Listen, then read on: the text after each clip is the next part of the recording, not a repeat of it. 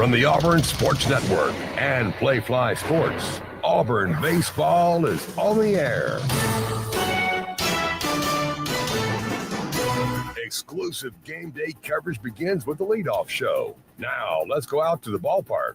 After a pair of midweek wins, Auburn opens up a 3-game series on a cool weekend with the powerhouse from the Horizon League. Good afternoon, and War Eagle from Sanford Stadium, Hitchcock Field at Plainsman Park. With Brad Law, I'm Andy Burcham. After taking 2 of 3 from Holy Cross, Auburn claimed a pair of midweek games. The Tigers came from behind to beat Troy and North Alabama. Butch Thompson's team brings a 3-game winning streak into the weekend series with the Raiders. Wright State comes to the Plains after a doubleheader sweep of Longwood on the opening weekend. Alex Sogard's team is picked to win the Horizon League for a 5th straight year. Auburn goes with senior right-hander Samuel Dutton. He's 0-1, a 2.08 ERA after his first start.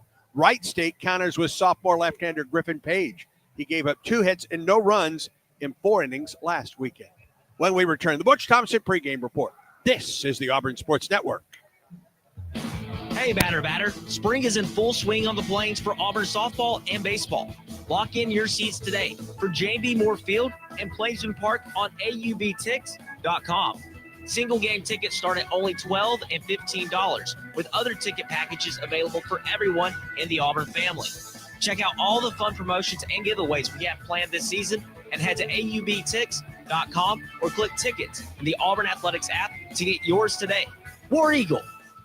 Welcome back to the Ford F-Series Highlight Show. I've seen a lot of basketball, and I can tell you that to stay on top, you got to adapt, stay focused, and innovate. That's what wins championships. That's how Ford F-150 and the Ford Super Duty stay at the top of the truck game. For 47 consecutive years, Ford F-Series has been America's #1 selling truck because they deliver what you need to win the day. For the latest offers, go to buyfordnow.com or see your local Ford dealer today. Tell them Coach Pearl sent you. Based on 1977 to 2023 CY industry reported total sales. Since Auburn Bank opened in 1907, we've been tested by world wars, pandemics, and plenty of troubled times. Through it all, we've not only survived, but thrived by staying true to our core values of sound money management and putting our customers first. And just as surely as more challenges will come, we'll meet them the way we always have, with your confidence and our experience. Auburn Bank, champions of you. Member FDIC, online at auburnbank.com. It's that time of year again, Auburn basketball. And as this year's team makes history, you can catch every second of the historic run at Baumhauer's Victory Grill. With 77 TVs, you won't miss a second of Auburn basketball while enjoying our famous wings, cold beer, and of course, gooey fries. And don't forget Tiger Talk on Thursdays throughout the season, live with Coach Bruce Pearl in-house discussing all things Auburn basketball. Located on 2353 Bent Creek Road off of exit 57 on I-85. War Eagle.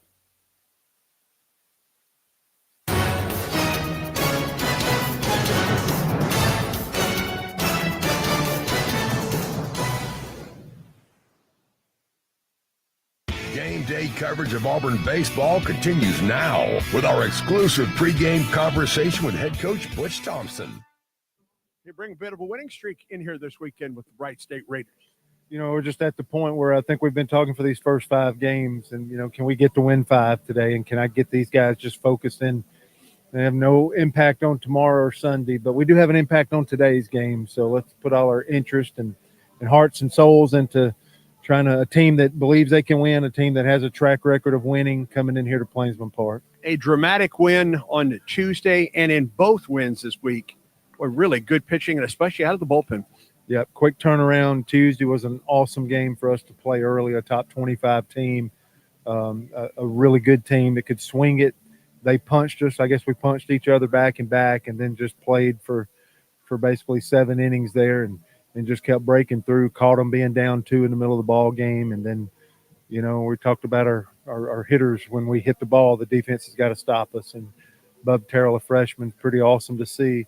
It's a hard line drive to center field for a single and just made that defense stop and ended up getting a third. And then, you know, Ike Irish, you know, one of your guys right there in the middle of your lineup, and one of your best players and preseason All-American, is able to go backside because you're rewarded so much for staying on a baseball in moments, and was able to walk us off. And, man, Tilly, Johnston, we talked about those guys. And then Alvarez on Wednesday got a great start for us. And then Parker Carlson about as efficient of an outing as we've had.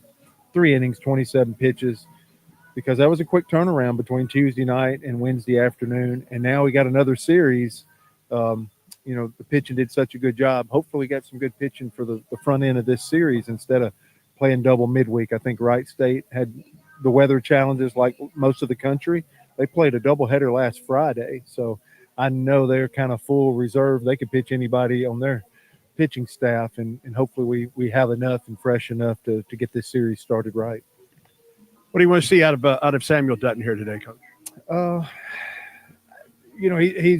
He's won the percentage of strikes, and he absolutely can do that. He's pretty quick to the plate. I think Wright State is going to be maybe the most balanced team we play. We're meaning if you don't make a quality pitch, they can hit a ball out of the yard. They can hit a home run, and they also can run. I think we're going to see the center fielder be the fastest runner that we've competed against. If he gets on and gets over, he'll put pressure on us there. We're catching Fralick, who's had 2 starts. This will be his 3rd start behind the plate, so be looking to that matchup and see how they do. So he's going to have a well-balanced team that he's got to face.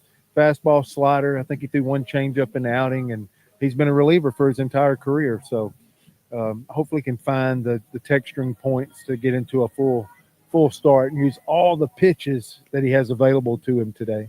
As you mentioned, this Wright State team, this is a perennial NCAA tournament ball club. Yeah, 21, 22, 23. They're picked to win the Horizon League again. So, and Alex been there for a while now, 8 or 9 years, and just done a marvelous job with the program. And this is one of those mid-majors, and they're nestled there in Dayton, Ohio, where you even think of Power 4 schools and big schools, but to play the sport of baseball, people are electing to go to Wright State because of that track record and success. So they have a geographical footprint that they've been competitive in and won. And you'll see a level of athleticism, our fans will, they're like, man, that's not a northern school. These guys are going to move and play the game, and they've been able to attract real athletic talent in that portion of the country. You mentioned their running game. You guys have a bit of a running game. We're watching this team show that it has some wheels and the ability to run the bases as well. Yeah, and hope we can continue that, as you keep stepping up in competition. But it's kind of been because our offense has been in between, and it's forced us to do things. I think Holy Cross, showed that we thought the matchups were there, and once we started, that's 12 of them. So that was the first series. We got to find our advantages, whether it's that or something else in this series. And, my difference-making play of the game the other day, if you're talking about making a difference, and because we're up 3-2, I think, late against North Alabama. I mean, that is a tight ball game in the 8th. And, we wind up scoring 3 runs there in the 8th. And that all started with your 4-hole hitter in a shift willing to put a bunt down in Cooper McMurray. We talk about the big hits and the moments where somebody sets this thing up. What made a difference for us was getting a leadoff guy on, an uncomfortable reliever, because now he's got to immediately go to the stretch. So he walks the next guy. And I think that bunt is something, and we got to find our advantages until, hey, those days that you're unconscious swinging it, I don't care if we bunt or run and let's just score. But we haven't had that yet. We're going into game 6, and I don't think we feel like we're fully functioning yet. We're competing fine, but I don't think we're fully just swinging the bats and on time yet. Still feel like we're caught in between pitches. But if we got to continue to lay a bunt down like Cooper did, or if we got to try to find 90 feet anywhere we can to keep trying to be successful, that's what we should do. All the best today, War Eagle. War Eagle. It's a great day to get vaccinated. Many children and adults that delayed vaccination during the pandemic are still behind schedule. It is crucial that we take the steps to get everyone back on track with their routine immunizations. Children and teens can still catch up on their vaccinations even if they start late. Make sure you and your family are up to date on all recommended vaccines, including respiratory virus vaccine. Let's all do our part to get back on track. Don't wait. Vaccinate. For more information, visit alabamapublichealth.gov/IMM. Children's of Alabama is excited to partner with Auburn Baseball because at Auburn, it's about making a difference on and off the field. The team is thrilled to introduce Hits and Sits, where all proceeds will benefit Children's of Alabama. Step up to the plate and sponsor a home game. You can sign up by visiting bc5foundation.org. Choose a game and a strikeout or a hit. It will be echoed beyond Plainsman Park into the lives of families at Children's of Alabama. Sign up today at bc5foundation.org. War Eagle. I'm in a smoothie bar asking people if they'd switch smoothies with me for $574. Oh, I'll switch. So what about $574 if you switch your home insurance to Allstate? That's a headache. Nope, it's painless. Oh, so it's easy money. Yep, check Allstate first and you could save hundreds on quality home insurance today. You're in good hands with Allstate. Not available in every state. Based on the national average annual savings for new home insurance customers surveyed in 2023 who switched to Allstate and reported savings. Savings vary. When the game is on the line, you want someone you can count on. At Alabama Power, we believe in consistency and having each other's back. It's our game plan to safely deliver the electricity you depend on. We give 100% to achieve 99.9% reliability. Learn how we power a better Alabama at alabamapower.com/reliable. Alabama Power is a proud supporter of the Auburn Tigers. The starting lineups are presented by Yellowwood brand pressure-treated pine. If it doesn't have that yellow tag, you don't want it. We'll start with Wright State. The Raiders 2-0, a sweep and a doubleheader against Longwood to start the season. Alex Sogard's team hit .366 in that doubleheader sweep. J.P. Peltier is the left fielder. He will lead things off. The catcher is Boston Smith. He bats second. Batting and playing third, it's Patrick Foltz. Hunter Warren is the second baseman and the cleanup hitter. Batting fifth, it's first baseman Will Cook. Nate Manley is the DH. He bats sixth. Hitting seventh at shortstop, it's Luke Arnold. Cam Gilkerson is the right fielder. He will bat eighth. Starting for the first game this year is Gilkerson. And Conlon Daniel, that speedy center fielder Coach Thompson referenced, he bats ninth. Again for the Raiders, it's Peltier, Smith, Foltz, Warren, Cook, Manley, Arnold, Gilkerson, and Daniel. Now for Butch Thompson's Auburn Tigers, 4-1 on the season. Eric Snow gets the start at third base today, and he's batting leadoff for the Tigers. Cade Ballou is in center field. He bats second. Hitting third and DHing, it's Ike Irish. Cooper McMurray, the first baseman, in his familiar cleanup spot. Derek Fabian, the shortstop, hits fifth. Hitting sixth and starting in right field, it's Bub Terrell. Chris Rembert gets his second straight start at second base. He'll bat seventh today. Chase Freilich, another start behind the plate. He's hitting eighth. And hitting ninth and starting in left field, it's Bristol Carter. Again for the Tigers, Snow, Ballou, Irish, McMurray, Fabian, Terrell, Rembert, Freilich, and Carter. We will set the Auburn defense, tell you more about Samuel Dutton, who's going to make his second Auburn start here this afternoon. He was a Saturday starter a week ago. He's moved into the series opener here this weekend against the Raiders. All that coming your way after one final pregame timeout. This is the Auburn Sports Network. When the game is on the line, you want someone you can count on. At Alabama Power, we believe in consistency and having each other's back. It's our game plan to safely deliver the electricity you depend on. We give 100% to achieve 99.9% reliability. Learn how we power a better Alabama at alabamapower.com/reliable. Alabama Power is a proud supporter of the Auburn Tigers. Since Auburn Bank opened in 1907, we've been tested by world wars, pandemics, and plenty of troubled times. Through it all, we've not only survived, but thrived by staying true to our core values of sound money management and putting our customers first. And just as surely as more challenges will come, we'll meet them the way we always have, with your confidence and our experience. Auburn Bank, champions of you. Member FDIC, online at auburnbank.com. The passion, the tradition, the rivalries. SiriusXM is your destination for all things college sports, and we've got you covered. On SEC Radio, there is complete coverage of every school in the conference, including live games, plus 24/7 talk and analysis. So cheer along on the SiriusXM app and listen to your favorite team anywhere. And now you can get 3 months of SiriusXM free. Subscribe now. See all for details at SiriusXM.com/SEC Sports. Welcome back to the Ford F-Series Highlight Show. I've seen a lot of basketball, and I can tell you that to stay on top, you got to adapt, stay focused, and innovate. That's what wins championships. That's how Ford F-150 and the Ford Super Duty stay at the top of the truck game. For 47 consecutive years, Ford F-Series has been America's #1 selling truck because they deliver what you need to win the day. For the latest offers, go to buyfordnow.com or see your local Ford dealer today. Tell them Coach Pearl sent you. Based on 1977 to 2023 CY industry reported total sales.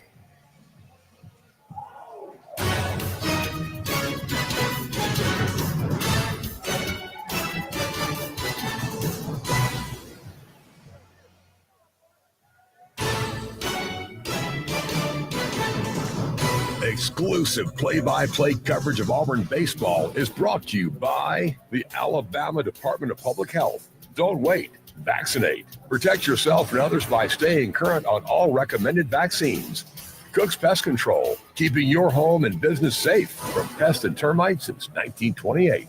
And by Alabama Power, proud supporter of the Auburn Tigers. Alabama Power, power for a better Alabama. Just about ready for baseball. Auburn and Wright State. Let's set the Auburn defense. Bristol Carter is in left. Kate Ballou in center. Bub Terrell is in right field. Along the infield, it's Eric Snow at third. Derek Fabian at short. Chris Rembert at second. Cooper McMurray at first base. Chase Freilich behind the plate. He does the catching today.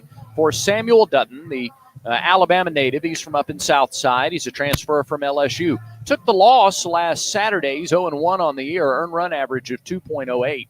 4 1/3 innings pitched. Gave up 5 hits, 3 runs, but only one of them was earned. He walked 3 and struck out a career-high 7 in that matchup a week ago against Holy Cross. This is the 17th start of his college career.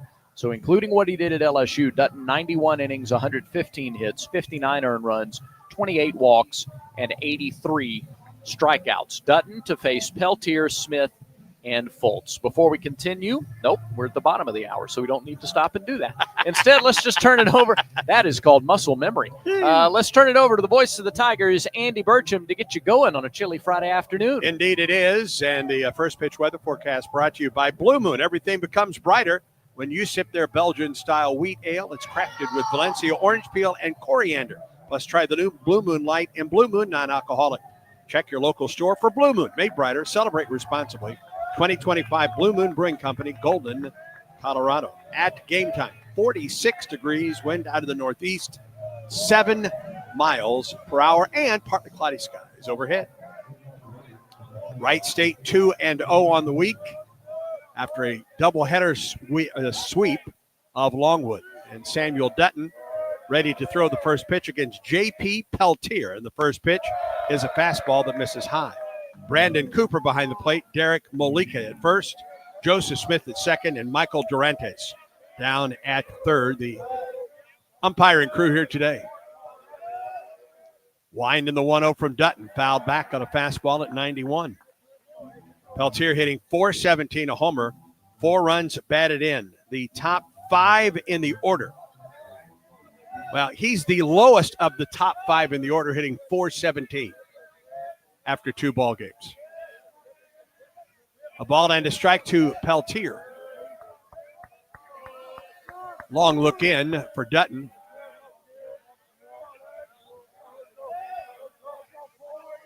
Pitch clock down to 6 as he brings it home. Fouled up the first base line, just fouled outside the first base bag, a ball and 2 strikes. It was a little bit high with the first fastball for a strike, for a foul ball. That one he brought down a little bit, and Peltier just a little bit behind. This Raiders team had 30 hits, 10 walks in the doubleheader a week ago. Auburn in the all-blue, tops and bottoms today. Blue ball caps, white AU across the front. 1-2 to Peltier. It misses outside for ball 2. A homer, 4 runs batted in that doubleheader sweep last weekend of Longwood.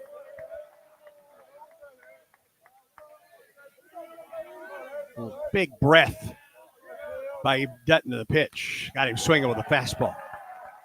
Strikeout number 1 for Dutton and the Tigers. K-Counter presented by Kia of Auburn, where you're always number 1. That's 8 strikeouts through 4 2/3 innings. Auburn pitching has done a nice job of getting swings and misses really now through the first 5+ games. And here's the catcher, Boston Smith. He's hitting .500. Couple homers, 6 runs batted in. Left-handed hitter, slightly open stance. 1 out, nobody on. Top half of the first, pitch on the way. Floats up there for ball 1. Wright State not going to be fazed by the cold today. It's right around 30 in most parts of Ohio today. A ball and no strikes to count. Here's the pitch to Smith. That off-speed pitch finds the strike zone. 1 ball and 1 strike. I like coming. We've seen Auburn pitchers do that a couple of times. They miss on a pitch. They come back with the very same one. Try to land it for a strike. 1-1 delivery on the way. Line drive into center field on a fastball. It's down for a base hit. Compact swing by Boston Smith and into center field. With one out, Wright State has a runner down at first base. He got the back-to-back breaking balls. He probably guessed there that he wasn't going to get a third consecutive breaking ball. Was looking for the fastball and squared it up. Here's Patrick Fultz, the third baseman. 4 runs batted in for Fultz. Upright stance, left side. Open stance as well. Dutton comes set, and the pitch. Ground ball all underneath the glove of McMurray and off the glove of the second baseman, Rembert. And Fultz is aboard. It was hit sharply. Cooper had a chance to make the play there, but he knocked it down enough for Rembert to have a play. Now, there's no collateral damage because Smith had to hold at second.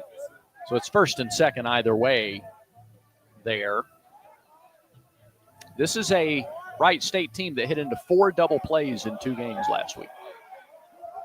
An infield single for Fultz. He's at first. Smith down at second, 1 out. Here's Hunter Warren, the second baseman. Pitch on the way. Down the middle for a strike. Warren is batting .545 with 6 runs batted in. Raiders with runners at first and second and 1 out in the first. Stretch by Dutton. And the pitch. Late on a fastball, he fouls it up and out of play. No balls and 2 strikes to count. An aggressive hitting team. They're going to go up there looking to make some noise early in the count. Fultz with his hit is now 7 for 11 on the season. Warren 6 for 11. He's going to try to catch right back up in the team hit lead. Smith gets his lead at second and Fultz from first. They're there with 1 down. Now the 0-2. Ooh, just missed inside. Freilich tried to frame it. Yep. A ball and 2 strikes to count. Wright State threatening here in the top of the first. Game 1 of the series between the Tigers and the Raiders. Now the 1-2. Outside, 2 balls and 2 strikes. He missed on the slider. Fastball, slider, change, and a cutter. Fastball tops out 93-94 for Samuel Dutton. Transferred to Auburn from LSU. 2 balls and 2 strikes to count to Warren. Wright State dugout making a lot of noise. And Dutton steps off. And Warren back in the batter's box. The stretch. Now the 2-2. High and away. 3 balls and 2 strikes. Dutton got ahead in the count, 0-2. Trying to find a pitch to finish off Warren. Are the runners moving on this 3-2 pitch?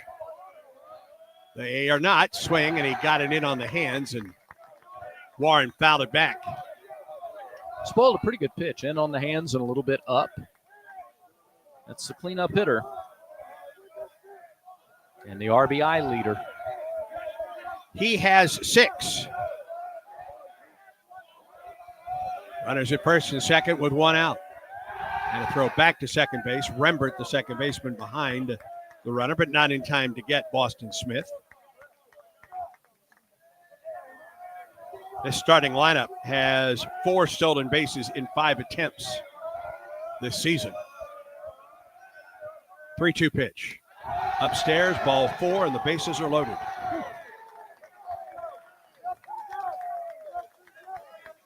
Boy, Freilich did a really nice job of framing that ball, but it wasn't enough to get the call. Just a little bit too high. That was a strike, I think, in both midweek games this week. And that brings Will Cook to the plate with the bases loaded and 1 out. Really need a ground ball here. Cook hitting .500, a homer and 2 runs batted in. Big left-handed hitter for the Raiders. Dutton comes set in the pitch. Ground ball up the middle to the shortstop, to the bag, to first, in the dirt, but scooped up. It's a double play, and Auburn is out of the inning. A 6-3 double play. Fabian started it, had to go back to the bag, got to the bag, didn't get everything on the throw to first, but McMurray scooped it up there, and the inning comes to a close. No runs on 2 hits, no errors, and 2 men left. Or a man left, I should say. We go to the bottom of the first. No score. Tigers coming to the plate. And this is the Auburn Sports Network. Where were you when this happened? 21-20 Auburn. 9:05 in the first half. Quinterly works on Kessler. They leave him alone. He goes up, and it was blocked against the backboard by Smith.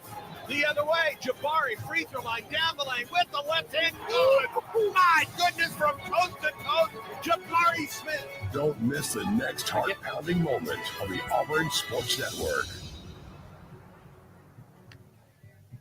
The Southeastern Conference. It's the land of legends, the places, the faces, and moments. And he's going for it. It's a touchdown! We've seen the confetti fall again and again. We're not done. It's time for the next generation to make their mark and go from 14 deep to 16 strong. It's a whole new ball game in the SEC, and it just means more.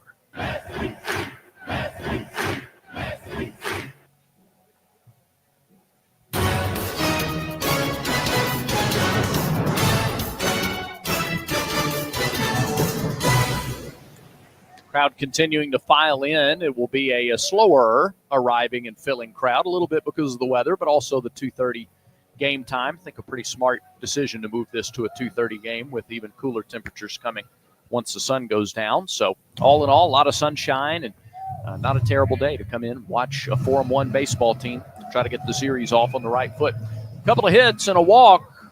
Wright State loaded the bases but could not score. Auburn turns a double play to get out of the inning, and now Snow, Ballou, and Irish are the first to greet Griffin Page. Page is 6'2", 185-pound sophomore lefty out of Mount Pleasant Mills, Pennsylvania. In the opener this season, he went 4 innings, gave up 2 hits, no runs. He walked 2, and he struck out 7 in those 4 innings. Gave up a double. He threw 66 pitches. Griffin Page, the lefty, is on to face the top of the Auburn lineup. Fastball slider change. Fastball 88-91. It's a scouting report. On the left-hander, he'll get Eric Snow, Cade Ballou, and Ike Irish. Auburn got out of a jam. 1 out, bases loaded, but got a 6-3 double play. Fabian to McMurray. Lefty off the wind in the pitch. Line drive, base hit to left by Snow. 1 pitch and a man aboard for the Tigers. Well, that's how you play leadoff. Go up there looking for something on the very first pitch of the ball game, and he found something he could pull to the left side between the 5-6 hole. Down a little bit in the zone. He didn't have any trouble with that, however. No. That puts him 1 off the team lead in hits. And here is Cade Ballou, Auburn center fielder today, batting .389, a homer and 2 runs batted in. And Auburn's stolen base leader this year. He's 5 of 6. Snow at first, a leadoff single. Stretch and the pitch. Ballou shows bunt, bunts it up the third baseline, but it rolls foul. The third baseman, Fultz, was playing up and off the line. Cade was just trying to punch it past him there. He's 30 feet off the third baseline right now. Sure, no, it's a great idea. Boston Smith, by the way, runners were successful 8 out of 10 times trying to steal against him last year. And Auburn has shown the ability in the first 5 games to run, and frequently. Longwood was 3 for 3 against him.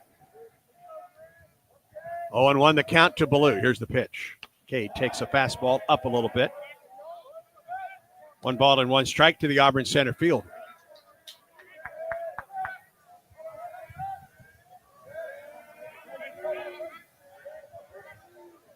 Stretch and 1-1. High and outside, 2 balls and a strike.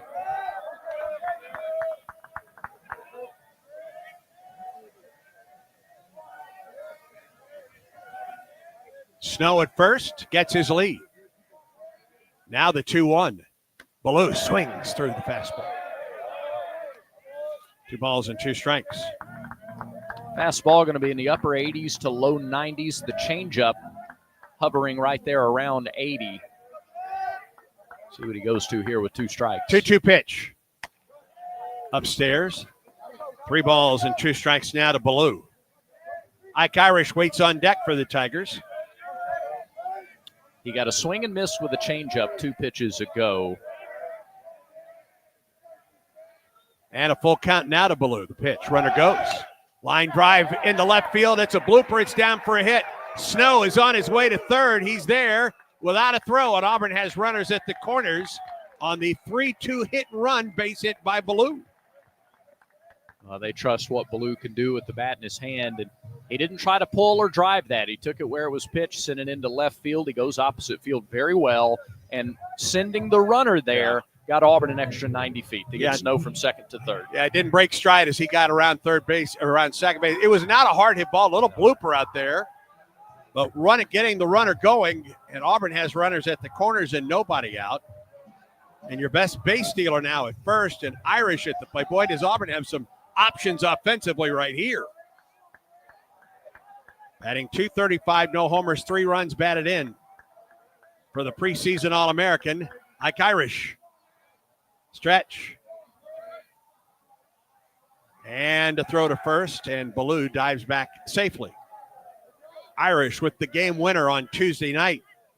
Auburn had the bases loaded, nobody out in the bottom of the ninth, and he lined one into the gap in left center that plated Bub Terrell with the game winner against Troy. Pitch. Drops low, but is called a strike. The low part of the zone has been there. It was there in the top of the inning, and apparently it's going to be there in the bottom as well. Long as it's consistent. That's right. The ball's in a strike to Ike Irish. Ballou leads from first, Snow from third. The pitch, fouled back.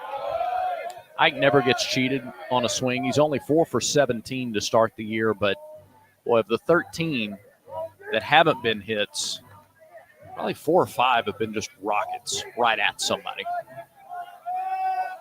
Ike behind no balls and 2 strikes. Stretch and the pitch. Strike 3 call. He got him with a changeup. I don't know if Ike was looking for the fastball or for a slider there, but it seems early that Page is throwing the change for more strikes than the other 2. Pitch looked like it was a little bit up in the zone. A nice job by the catcher, Smith, to frame it. And here is Cooper McMurray. Now 1 out with runners at the corners. Ike very politely said, I disagree. Runner goes from first. Throw from Smith to second. Called him out. Boy, Auburn's got to review that one. Ballou immediately jumps up and taps his helmet. Says, let's take a look. And Butch Thompson agrees. A really good throw by Smith. He tagged him high. Tagged him up around the chest, didn't he? Ballou slid in feet first. Called out by the second baseman umpire, Joseph Smith. We'll get another look from the center field camera.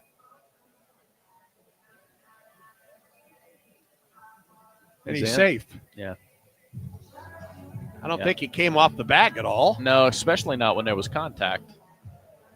Plus, the second baseman didn't even tag his chest. Well, and not only that, Brad, but the second baseman was, or the cover man was blocking about half of the bag with his foot. You can't do that either.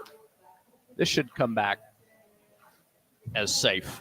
Replay reviews are presented by Jackson Services. Time to review your home's heating and cooling system. Choose Jackson Services. Comfort you can count on. From quick repairs to energy-saving upgrades, Jackson Services keeps Alabama's homes running smoothly year-round.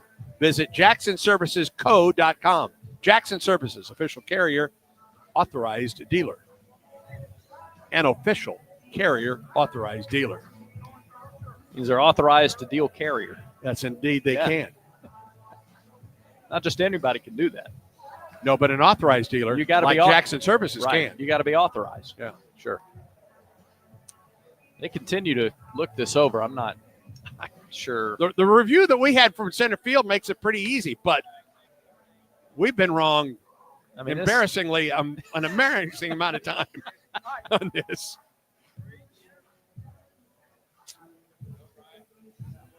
Well, it's a difference between a runner at third and 2 outs or runners at second, third, and 1, and now we're going to get the call as the umpires come out. After review, the runner is safe at second base. Cade was right. Yeah. 6th stolen base of the year for Ballou.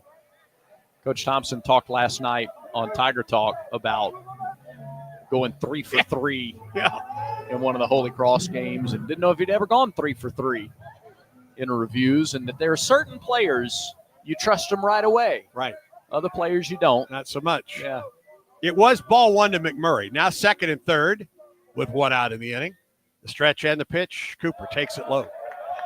2 balls and no strikes to Auburn's senior first baseman, batting .375 with a homer and 5 runs batted in. Hit his first home run of the season on Sunday in that series clinching win against Holy Cross. 2-0 now. First base open for Wright State. The pitch. There's a strike on the outside corner. Well, he has gone to that change a lot in this inning, and especially against left-handed hitters. Yeah, you can tell it's the one that he's most confident with right now. 2 balls and a strike to Cooper.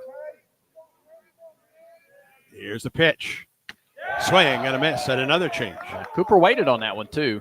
Just couldn't make contact. Anything right now, a fly ball works in this situation. And Cooper McMurray checked with the home plate umpire, Brandon Cooper, on the location of that pitch. Now 2-2. Griffin Page comes set. Here's the pitch. McMurray goes up for 1 and fouls it out of play off the left side. Well, against the lefty, keep an eye on Snow down there at third base. He snuck halfway down that line. Yeah.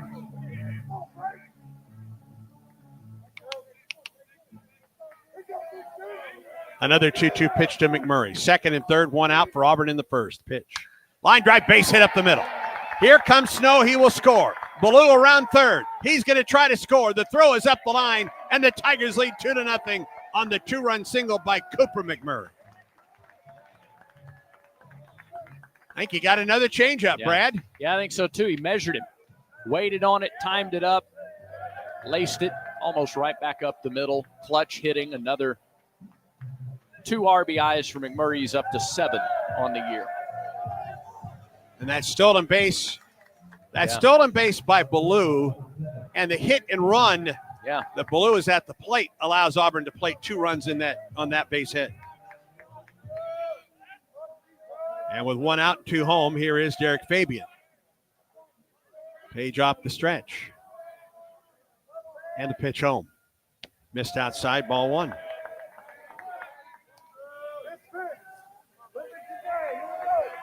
A leadoff single for Snow, a hit-and-run single by Ballou, who then stole second base. And with 1 out on a 2-2 pitch, Cooper McMurray lined it into center field to plate both runs. 1-0 pitch. Fabian fouls it off the front of the Auburn dugout.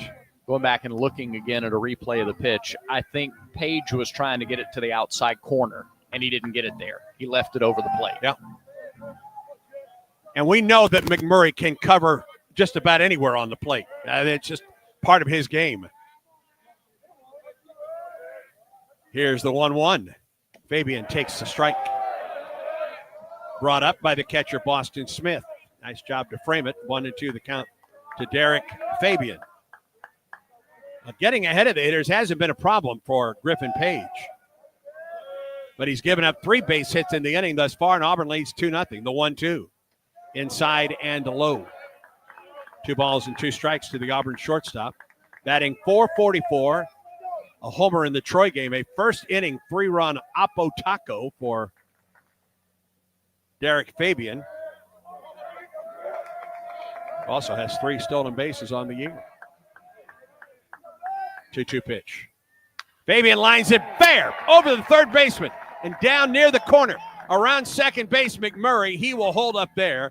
The throw comes back in, and the Tigers have runners at first and a second. I like the way, in spite of the fact that Auburn is at times getting behind in the count, they have worked these at-bats deep into the count, and it has paid off with 4 singles in the inning. Here's Bub Terrell. Getting the start today in right field. Bub hitting .250, no homers, and 3 runs batted in. He scored the game winner for Auburn on a Tuesday night in that come-from-behind walk-off win against Troy. Stretch and delivery. Terrell takes a fastball upstairs for ball one.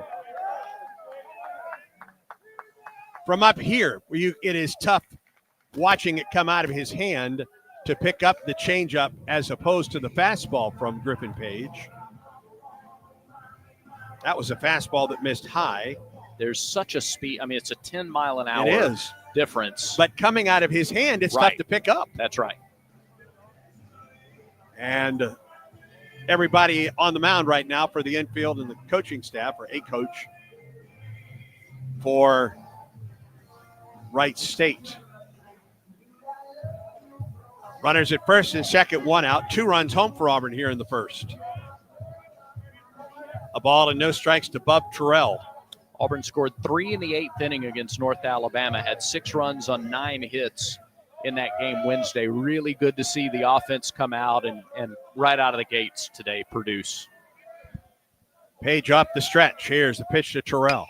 Swing and a drive into right center field. Long run for Gilkerson at the warning track is gone. The first collegiate home run for Bub Terrell. Into the back 40. And Auburn goes up 5-0.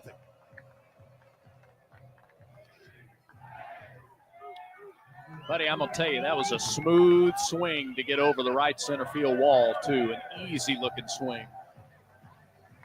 5-0 Auburn on top.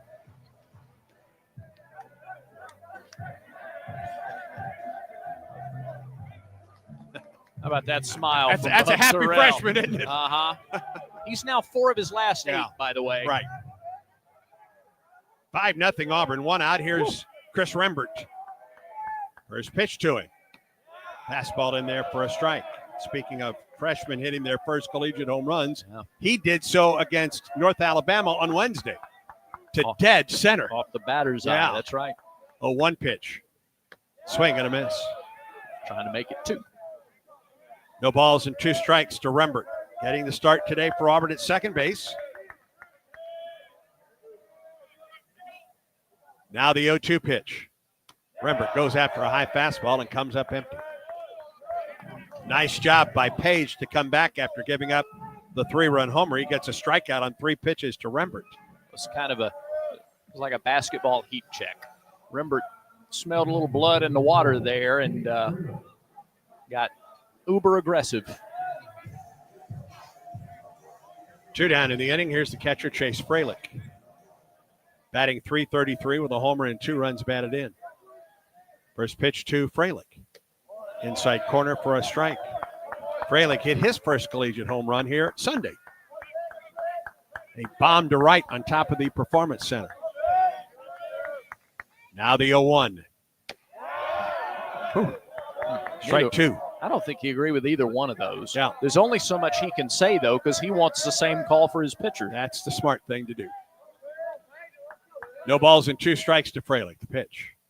Line drive caught by the second baseman who was shading up the middle. And the inning comes to a close. But a fruitful inning for Auburn.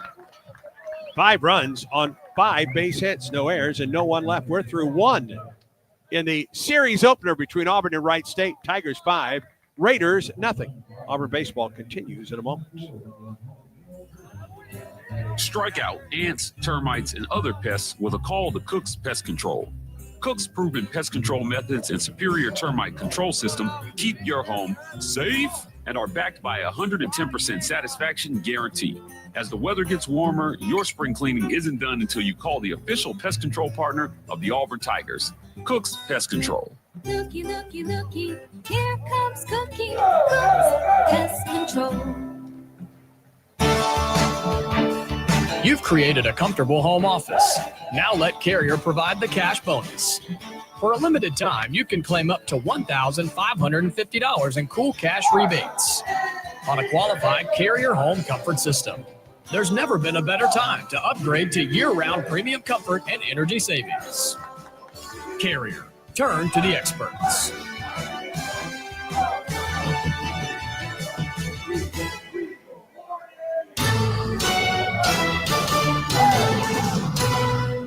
Auburn's cheerleaders on top of the dugouts right now, leading the cheers.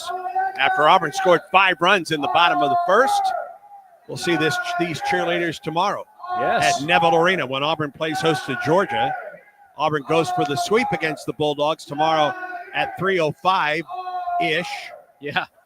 At least 3:05. It may be later. Maybe 3:10. We'll be on the air at 2:30. No slide on the airtime tomorrow. 2:30. Correct. No 5-minute slide on the airtime. We are rock solid at 2:30 tomorrow. You could set your watch by it. Exactly. Do people still do that? Do they still set their watches? Yeah. Okay. Sure they do. All right. Second inning today brought to you by Southern Union. New path to the Plains that runs through Southern Union State Community College. We'll continue this in a moment. Will Cook leads off against Samuel Dutton, who winds and fires, swing and a foul tip. Moves seamlessly to Auburn to complete a bachelor's degree in selected programs, taking courses at Southern Union and Auburn concurrently. All at Southern Union's tuition rates. Let Southern Union put you on a path to the Plains. 5-0 Auburn on top. 0-1. It's upstairs. 1 ball and 1 strike to Cook, batting .500. A homer and 2 runs batted in. Excuse me, this is Nate Manley. I apologize. Pitch. He tried to hold up. He could not. Ooh. Inside. Really good pitch there. Inside corner under the hands.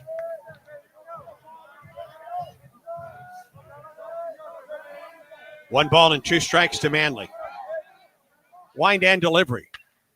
Off the pitcher. Dutton gets there, throws to first in time. I don't know if that got his body or his glove. It sounded like the glove, but we'll see. I'll be surprised if they don't at least go check on him.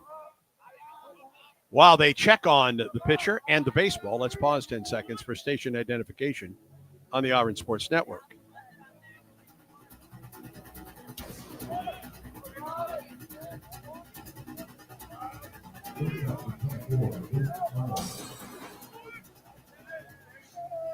Looked like that ball got him on his right, the inside of his right foot, Brad. He appears to be okay. The bottom. All right, 1 out. Here's Luke Arnold. First pitch, a strike call to the shortstop. Batting $125 with a homer and a run batted in. Pays to wear high top cleats. You ever wear high top cleats? Nope. Me neither. 0-1. Swing and a miss at the slider. Of course, they weren't around when I was wearing cleats. What kind of cleats did they have when you were wearing cleats? Low top cleats? I don't know. They weren't high tops. All right. 0-2. Got him swinging. Well, just kept going further and further away with the off-speed pitch. Strikeout, the second of the ball game for Dutton. K-Counter presented by Kia of Auburn, where you're always number one. And as a pitcher, there's just so much momentum you take from the little bit of trouble in the first inning, but you get the double play to get out of it. And then the offense goes out and puts up 5 runs in the bottom of the inning. And so right now, Dutton can just kind of take a deep breath, relax, throw strikes. Here's Cam Gilkerson. First pitch in there for a strike with the off-speed. His off-speed has been really good in this inning specifically. That almost looked like a straight curve ball. Wind to the 0-1. Same pitch, same result, 0-2. I'd be tempted to do it again. I think I would throw even further outside. Yeah. I'd keep going away. 0-2. Swing and a miss. He did exactly what Brad mentioned. Nothing but off speed. He gets a strikeout, his third of the game, and he retires Wright State in order in the second. 3 up and 3 down for the Raiders. To the bottom half of the inning, Auburn 5, Wright State nothing. And this is the Auburn Sports Network. Hip pain is not to be taken lightly. It could be a sign of hip impingement. If pain, stiffness, or limping persists, see a hip specialist at the orthopedic clinic. Treatment includes non-surgical options, but if surgery is needed, minimally invasive arthroscopic hip surgery is only available locally at the orthopedic clinic. Don't wait. Schedule an examination today. Call for an appointment, 334-749-8303, or visit theorthoclinic.com. Do you live in Lee County? You are eligible for a Max Credit Union account. Working in Lee County? You're eligible for a Max Credit Union account. Listening to this radio ad right now? 99% chance you are eligible to have a Max Credit Union account. At Max Credit Union, if If you live, work, worship, or attend school in Lee or one of our 26 other counties, you are eligible to open an account with Max. Come see us in Auburn or Opelika, or get started now at mymax.com. Some restrictions apply.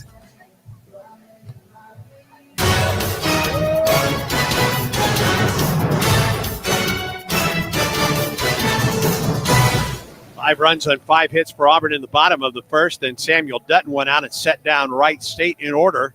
In the top of the second, Auburn will send the 9-1 and 2 hitters to the plate and lead by a score of 5-0 on a cool but mostly sunny afternoon at Plainsman Park. A reminder that tomorrow's game is a noon first pitch. Yep. Brad and Jason Caldwell with the call locally on ESPN 106.7 starting at 11:45. And then the series wraps up Sunday at 1. We'll have the broadcast on the Auburn Sports Network at 12:45.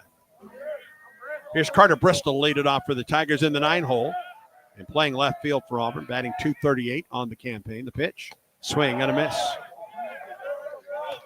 Not a bad idea. Auburn pretty aggressive at the plate, trying to build on this lead. So Page starts Carter with a breaking ball down and away off the plate. Here's the 0-1 to Carter. Same place. This time he held off. Counts as a ball and a strike. At first pitch, you notice the third baseman, Fultz, came in. He was looking for the bunt. Sure. He may get it here because he's backed up. Now it's 1-1 the pitch. Little fly ball to center. Daniel is there and makes the catch for the out. We got that one far enough in on the hands. Butch Thompson likes to talk about taking the sting out of the swing of the opponent. That's what happened to Carter on that pitch. One down, and here's Eric Snow. Snow started the game first, or started the Auburn first with a base hit to left. Scored the first of 5 runs for the Tigers. Page winds and fires. Misses outside for ball 1.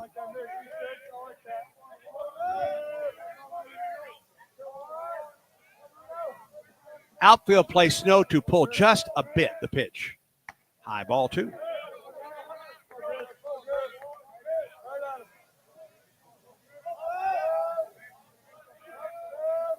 Two balls and no strikes to the Auburn third baseman today. Snow, the pitch, swing and a miss. Off speed. He's out really front. You almost have to go up, look and change up first, and then speed your bat up if you get the fastball. 2 balls and a strike now. Wind and delivery. Eric takes a fastball in. 2 balls and 2 strikes.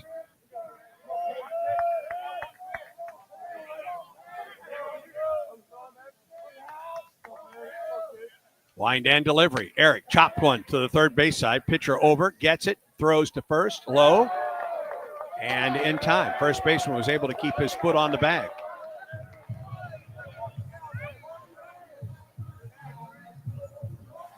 Two down. And here's Cade Ballou. Hit and run single last time up for Ballou. Raised his average to .421 on the season.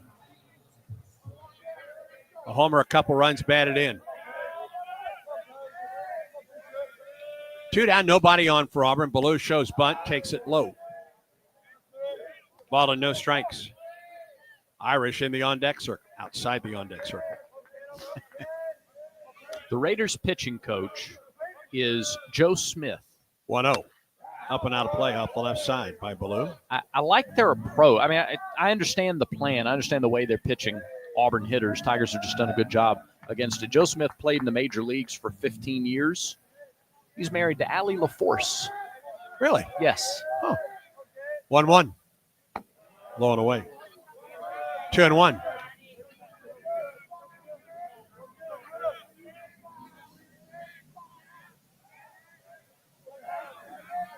Two-one pitch on the way. Tried to hold up. That was low. He could not hold the swing. Count as 2 balls and 2 strikes. Now Page trying to do what Dutton did at the top of this inning. Set down Auburn in order.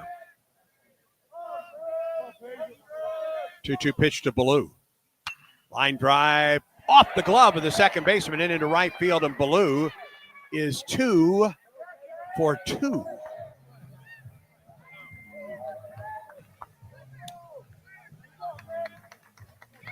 I want to see a replay on this. Did Warren mistime his jump? I thought he almost jumped a little too early, or he short-armed it. Well, I just think the ball was hit hard. It was. There's no question about that. All right, here's Irish. A runner at first, 2 outs. Ballou, is he going to do some running? Gets a pretty good lead. Here's the pitch. Irish swings and slices it off the left side out of play. Ballou stole a base in the second, scored on the single by McMurray. First 2 runs of the ball game.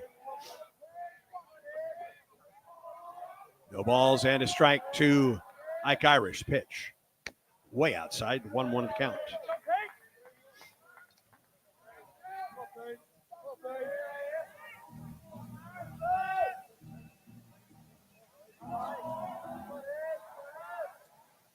A ball and a strike to Irish. Ballou at first with 2 down. The pitch. Ike took it just a little off the outside edge, 2-1.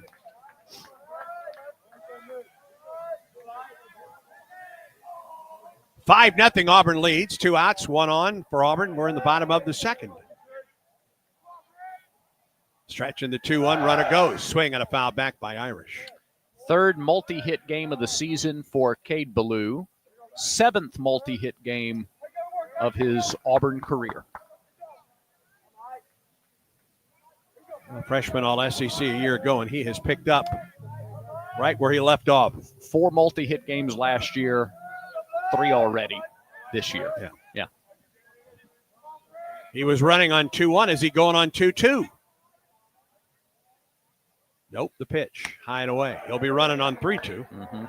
3 balls and 2 strikes now to Irish.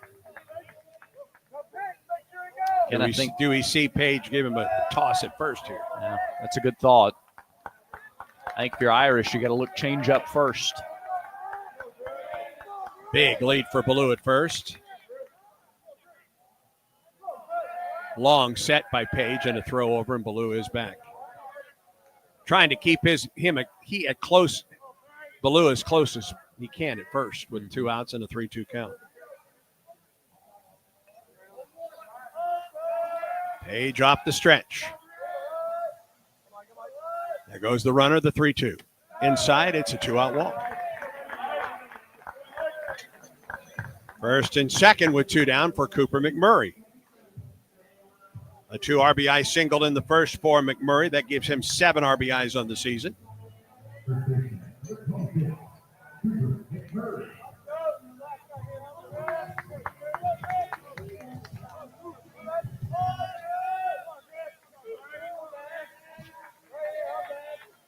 Ballou at second and Irish at first. They're there with 2.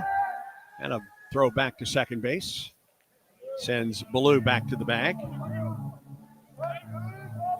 Ballou is batting .429 on the young season with runners in scoring position.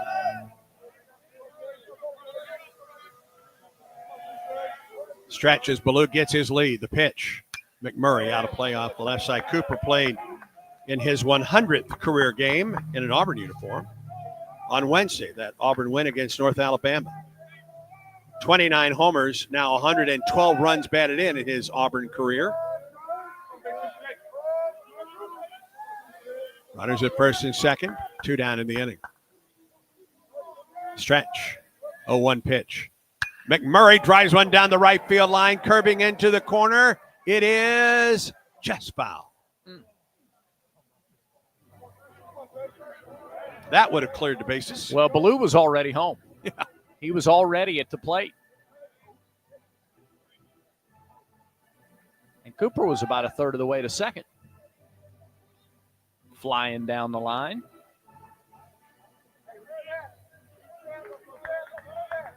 Now he's behind, no balls and 2 strikes. He's over 400 with runners on base, over 400 with 2 outs. I know it's a small sample size early in the year, but a strong start for Cooper. McMurray behind, no balls and 2 strikes. Ballou leads from second. Irish from first, 2 outs, bottom of the second. 5-0 Auburn, the pitch. McMurray just took it off the outside edge. And maybe a little low, too, although low has been there. Auburn, the all-blue uniforms, tops and bottoms, road grays with the green numerals, green ball cap, green stirrup socks for Wright State. The pitch, McMurray sends one into dying center field. It is down for a hit. Here comes Ballou. He will score. Irish on his way to third, and McMurray has his third RBI of the day, and the Tigers lead 6-0. Terrific. Another 2-out hit with 2 strikes. I think he was waiting on the changeup there. Slowed the bat down enough to pull it and just serve it up. Again, it doesn't have to go 380 feet. No. That gives McMurray 8 runs batted in, 3 of those coming today. Irish went from first to third on the play. Ballou scored easily from second. And now here's Derek Fabian, who singled and scored in the Auburn first. Tigers lead at 6-0 on 7 base hits. This page sets and pitches. This is low. 19th game at Auburn for McMurray to drive in 3 or more runs. And he's done that in the first 2 innings today. Irish leads from third, McMurray from first. They're there with 2 outs. Now the 1-0. Fabian takes it low. Remember, this rally for Auburn, this little mini rally. Let's see how far it goes. Started with 2 outs and nobody on. Yep. That single to right by Ballou got things started. A walk to Irish and the single to right by McMurray. The pitch. Fabian takes ball 3 outside.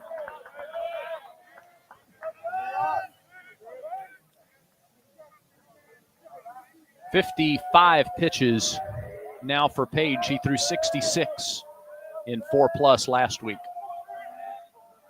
3-0 the count. Pitch on the way.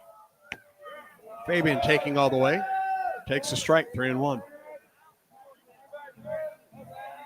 5 runs in the first. Another run here in the second. Tigers lead the Raiders 6-0. 3-1 pitch. Fabian up the middle off the pitcher. Tapped it into the air to himself, and he throws to first, and the inning is over. Auburn gets another run on a couple base hits. No errors and 2 men left. We're through 2. And the Tigers lead the Raiders 6-0. Auburn baseball continues in a moment. If your day sounds hot, We need the report ASAP. you deserve Modelo. If you've persevered through, you deserve this rich golden lager with a crisp but refreshing taste. Or if you overcame, 2 more rings, 2 more. you deserve this ice cold reward. Modelo, the Remarkable Fight. Drink responsibly. Beer imported by Crown Imports, Chicago, Illinois. It's that time of year again, Auburn basketball. And as this year's team makes history, you can catch every second of the historic run at Baumhauer's Victory Grill. With 77 TVs, you won't miss a second of Auburn basketball while enjoying our famous wings, cold beer, and of course, gooey fries. And don't forget Tiger Talk on Thursdays throughout the season, live with Coach Bruce Pearl in-house discussing all things Auburn basketball. Located on 2353 Bent Creek Road off of exit 57 on I-85. War Eagle. Back to more Auburn baseball against Wright State. We move to the third. Of course, the third inning is presented by the Vance Law Firm, where the phone number is easy to remember, Brad. They say dial 3 for me, 334-33-333.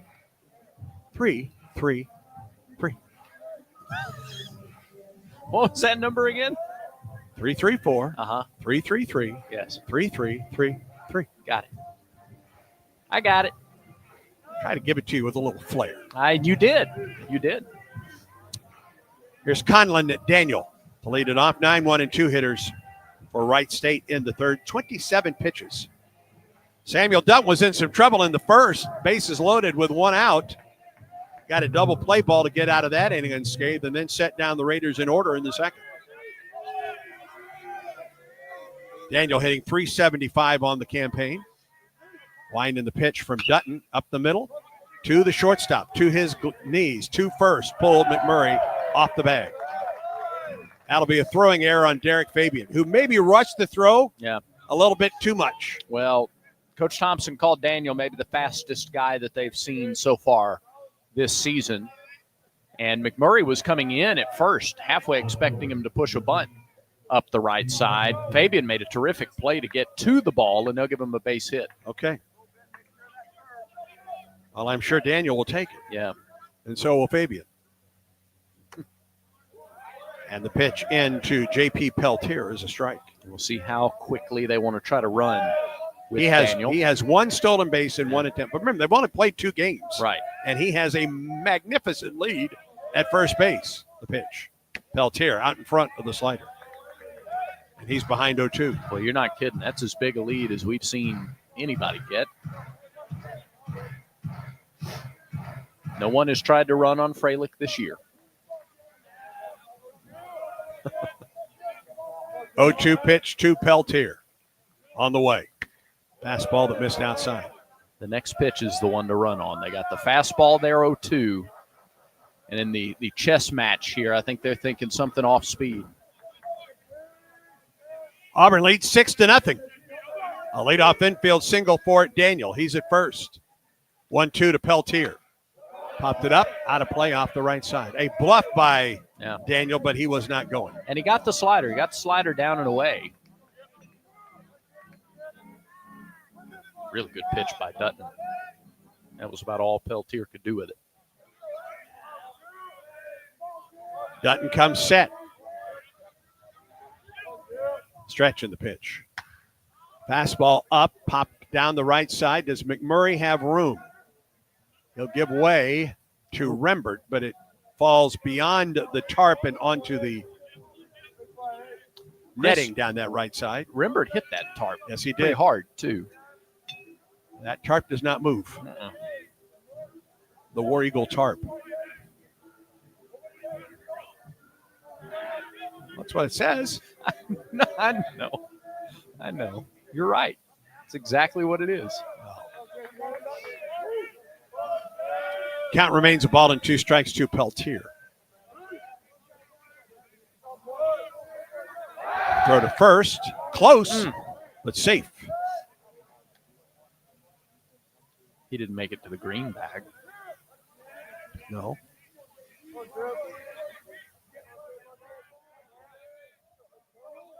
Again to first. No tag applied this time by Cooper McMurray. Conlon reached on an infield single. He's at first. A ball and 2 strikes the count to Peltier, who struck out in the first inning. Stretch in the pitch. Line drive past Fabian and into left field. And it's first and second and nobody out for Wright State. A sinking liner. Yeah. Fabian tried to go to the backhand, but it skipped past him. Just a high level of difficulty on that play. You said it perfectly. A sinking liner that bounced almost even with his glove, just a couple inches in front. Really, really tough play. On into left field it went. Good speed on the base pass now for Wright State, with Daniel at second and Peltier at first, and that brings Boston Smith to the plate. 6-0 Auburn on top. Wright State with runners at first and second and nobody out here in the third. Dutton comes set. And the pitch. This is a little bit low. Going to keep it down to Smith. He's got good power if you leave it up, number one, but then the guys on the right side of the infield have to be alert. Maybe you can roll over one, get one on the ground. Again, they've hit into 4 or make it 5 double plays now in 20 innings. 1-0 pitch. Swing and a miss. Off speed at 71. A little lollipop up there. That works. A ball and a strike.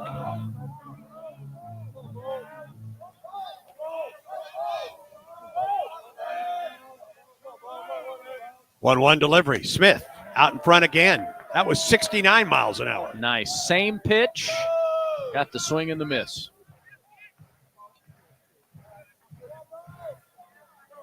We have seen him go right back to a pitch 3 times in a row if it's successful. He's ahead of Smith. The ball and 2 strikes. Pitch on the way.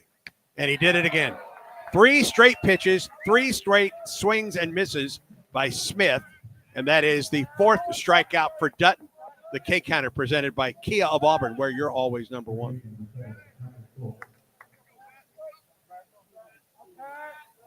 One out. Here's Patrick Foles, the third baseman.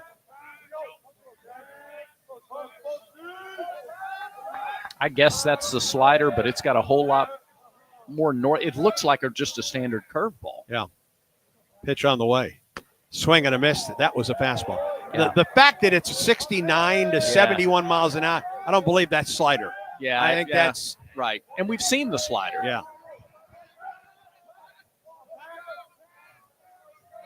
0-1 the count to Foles. First and second. One out for Wright State. We're in the top of the third. Throw back to second base. Close, but safe. Oh, Fabian got in behind the runner. Good throw. But Daniel was back to the bag in time. You don't agree? I thought they had it. But Fabian doesn't argue it.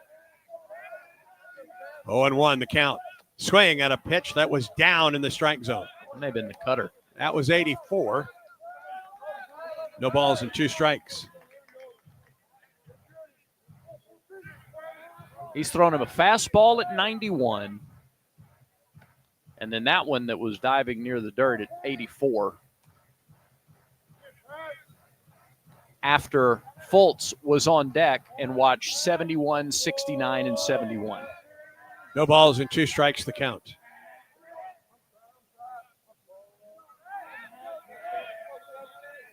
Stretch. And the lefty awaits the 0-2 pitch. Here it is. Got him with a foul tip into the glove by the catcher. 5 strikeouts for Dutton. And back-to-back strikeouts with runners at first and second. And now 2 outs. Let me make a correction.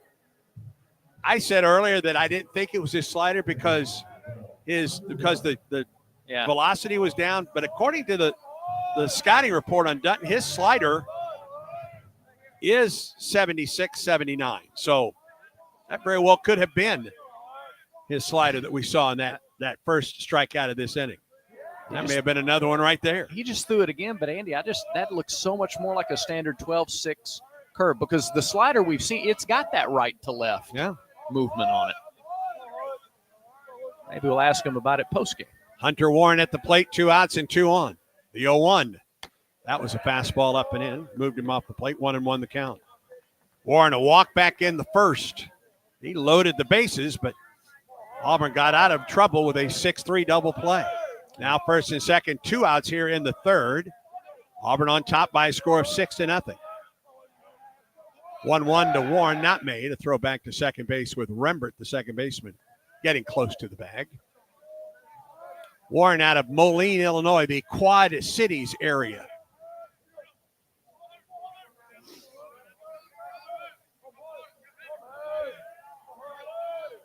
Dutton comes set. Pitch. Off the end of the bat, 2, Rembert at second. Fields and throws, and the inning is over. First 2 reached, but then Dutton pitched out of any further trouble. No runs, 2 hits, no errors, and 2 men left. We go to the bottom of the third. Auburn leads Wright State 6-0. And this is the Auburn Sports Network. Here's a clip from a recent Talking Tigers podcast with Andy Burcham. New Auburn soccer head coach James Armstrong. To be sat here as somebody that grew up in a small town in England, to have the honor and privilege to coach in America full stop, but at Auburn University. I'd love to say that that's sunk in, but it hasn't. And the fact that I was here 6 years ago, if you'd have told me, James, that you might one day have the opportunity to call yourself the head coach of Auburn University and Auburn soccer program, I wouldn't have believed it. None of that is possible without Coach Hopper, her friendship, guidance, mentorship, and it was an emotional day for the two of us. A new episode of the Talking Tigers podcast is released every Monday, wherever you listen to podcasts. Like and subscribe to the Talking Tigers podcast, only from the Auburn Sports Network.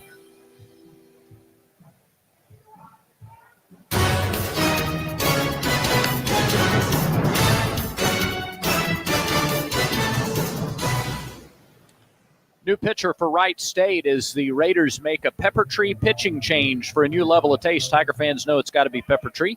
For the best wine selection and finest cuts of meat, visit Pepper Tree in Auburn or Montgomery and online, steaksinwine.com. Steaks, the letter N, wine.com. Delish. Yeah. Delish. Sure is. Parker Thomas is the new pitcher, a 6'3" sophomore righty out of Bowie, Maryland. He's a transfer from East Carolina. Thomas has not pitched this year, so he'll be making his debut. Let's see if we can see what he did last year at East Carolina.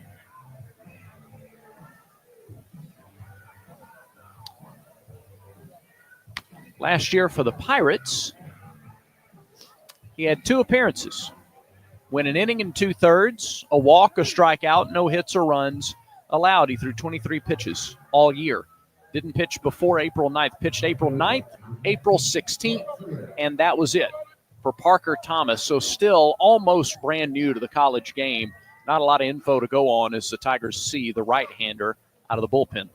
Bub Terrell is the first one to greet Parker Thomas.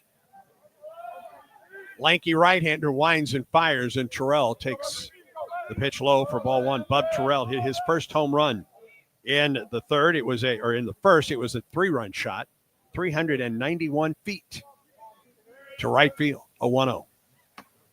Outside ball 2. Started the season 0 for 5. He's now 4 for his last 8. And he's driven in 6 runs in that span. 2-0. There's a strike underneath the hands. 2 balls and a strike to the Auburn right fielder. Home plate area in the shadows now. So is first base. Thomas pitches. Terrell takes strike 2. Well on the framed. inside corner. Looked like a slider.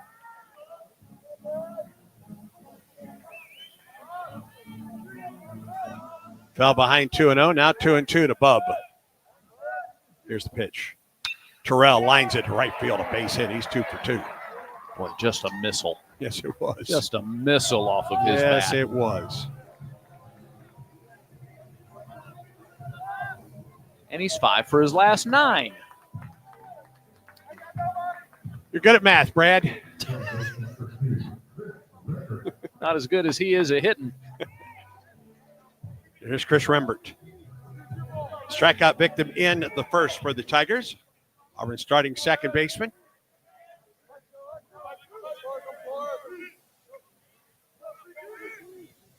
Thomas stretches and pitches, and the strike is called. Wow, that looked inside. Goodness. Yeah. There's a reason it looked inside. Okay. Leadoff single for Terrell at first. 0-1 to Rembert, the pitch. That got him. That was inside. Yeah. And it got him up on the shoulder. Yeah, top of the meat of the shoulder. Auburn scored 5 times in the first, a single run in the second, and the Tigers have their first 2 men on base here in the third.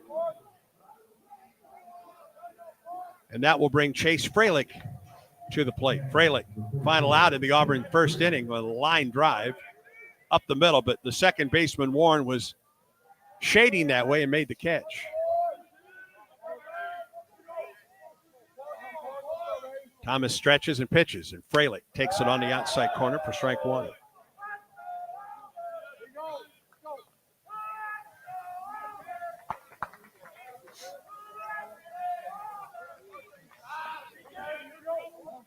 First and second, nobody out for Auburn.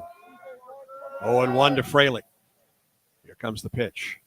Line drive over the third baseman's head and into left field. Terrell's around third base. He's going to try to score. The throw is not in time. It's a single, an RBI single for Freilich. And the Tigers lead 7-0.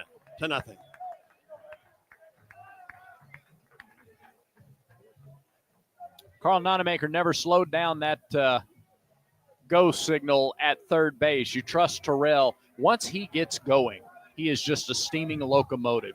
Very fast around third. That play wasn't close. I was a little surprised the throw wasn't cut off. Me too. All right, first and second, a run home for Auburn. And here's Carter Bristol. Tigers lead 7-0. We're in the bottom half of the third. Nobody out in the inning in the stretch. And a bluff back or a throw back to second. A lollipop to Hunter Warren. Carter and Wait a Thomas. minute. Hold on. Not sure what they were saying there. First base umpire came in, motioned. Do you have any idea? Well, they may say that Warren wasn't moving toward the bag to make a play at the bag, so that doesn't count as his. So it's ball one? Yeah. Well, yeah. It's ball one? That's right. Yeah, okay. Stretch and pitch. Oh, he showed bunt, pulled the bat back. Pitch was up just a bit to Carter. 2 balls and no strikes. Carter and Thomas were both in Greenville, North Carolina a season ago, so both a part of that East Carolina team. Auburn trying to add to a 7-run lead here in the bottom of the third. Stretch in the pitch. He bunts it. Good bunt back to the pitcher. Nobody covers first, and it's bases loaded and nobody out. The first baseman charged, and the second baseman wasn't close to the first base pad. Yeah. Well, I guess with runners, with so much activity on the base pads, Warren was a little bit confused. He was playing Carter to pull anyway, and so the bunt went to the – all right, so he broke to the bag, Andy, but he was playing so close to second base because they were playing Carter to pull as a right-handed hitter. He just didn't have a chance. He broke to the bag. There was just no way he was going to get there in time. When the first baseman charged on the play, that was it. That was the ultimate. It was the coup de grace. Indeed. Here's Eric Snow. Pitch. Eric takes the slider for strike one. Snow singled and scored in the first. Tap back to the pitcher in the second. He bats for the third time in as many innings. And the bases are loaded and nobody out for Auburn. The pitch. Swings and lifts it up the right side. That'll work. Right fielder Gilkerson is there. Runner at third tags. He'll try to score. Here comes the throw. Not in time. 8-0 Auburn. A sacrifice fly by Snow. His 4th RBI of the season. And just the first out of the inning. Rembert home with Auburn's 2nd run of the inning. Freilich remains at second. Bristol at first. 1 out. Here's Cade Ballou. Ballou is 2 for 2 with a couple runs scored and a stolen base today.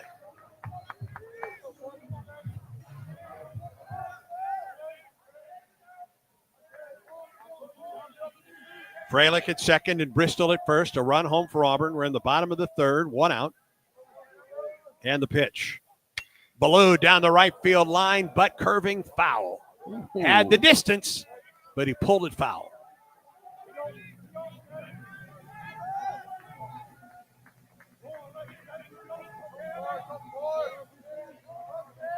Glad to have you today on the Auburn Sports Network. Some daytime baseball on a Friday. Yeah.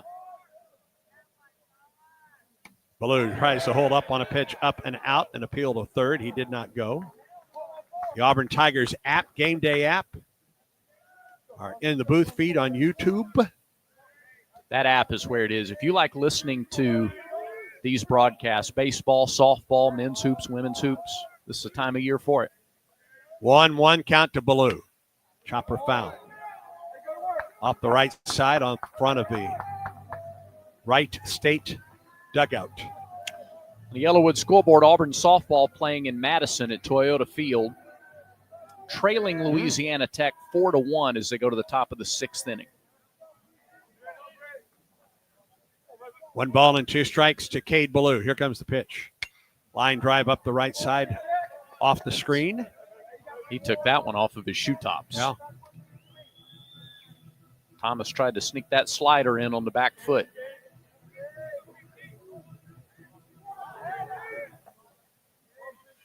Freilich at second and Bristol at first. 1 out in the inning. A run home. Tigers up 8-0. Pitch.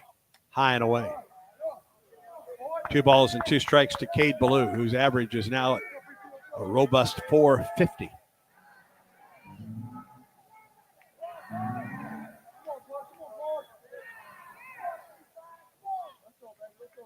Two. Ball 3 low. Rolls away from the catcher, but not far enough for the runners to advance. Sorry, Andy. He's also scored 9 runs this year. That's most on the team. So he's getting on base various ways, and then Irish, McMurray, Fabian, the guys behind him are driving him in. 3 balls and 2 strikes the count. Runners at first and second, 1 out for Auburn in the third. Now the full count pitch to Cade Ballou. Here it is. Got him swinging. Change up at 80. Cade swung through it, 2 outs in the inning. Yep, just a tip of the cap there to Thomas. Back and forth battle, and he got him with a change. Really is a nice crowd that's filling in on a chilly day. Even the War Eagle wall, where you can see the flags blowing in the breeze. Got a nice group. That's a hearty bunch up there. You got that right. 2 down for Ike Irish. Stretch in the pitch. Ike swings and misses at the off-speed delivery. And he has seen a steady diet of off-speed pitches today.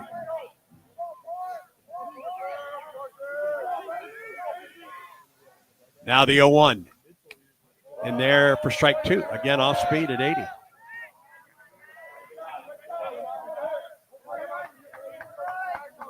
Freilich at second and Bristol at first. They're there with 2 down. No balls and 2 strikes to Ike Irish. The stretch and the pitch. Stayed back on that one and fouled it up the third base line.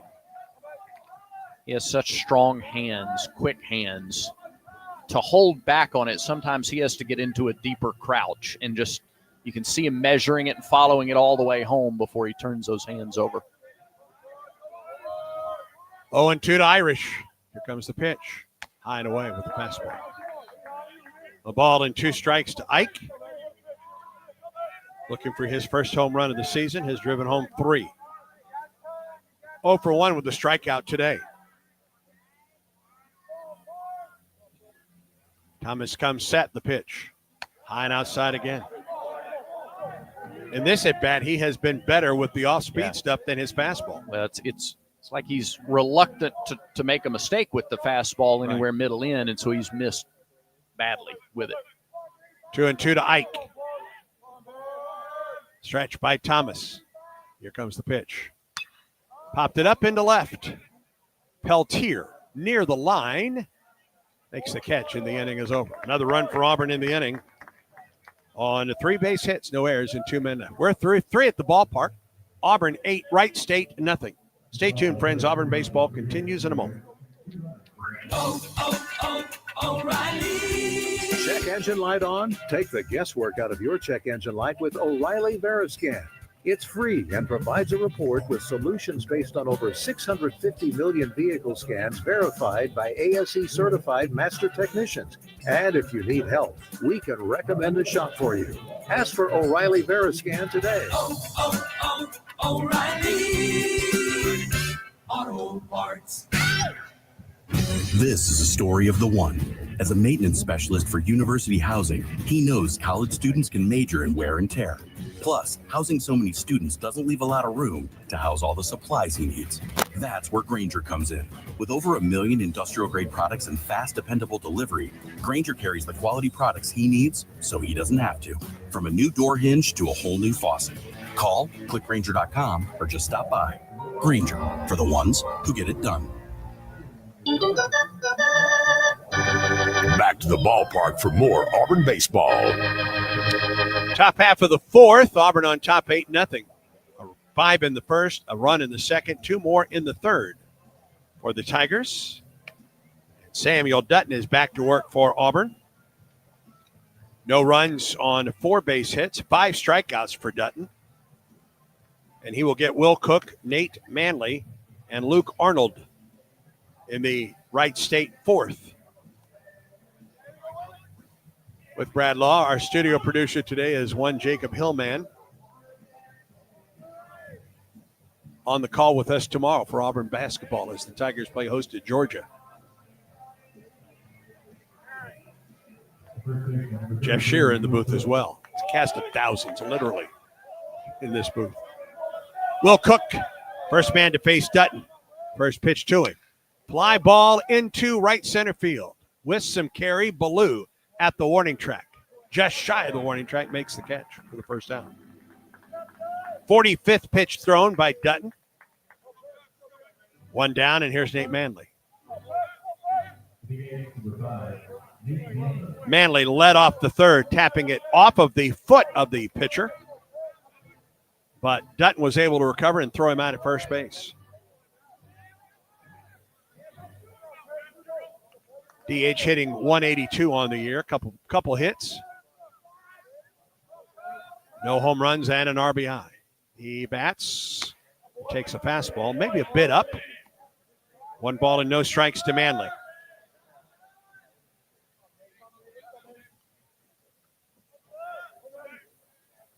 Now the wind in the 1-0 pitch. Left it up. Manley was able to hold up. 2 balls and no strikes.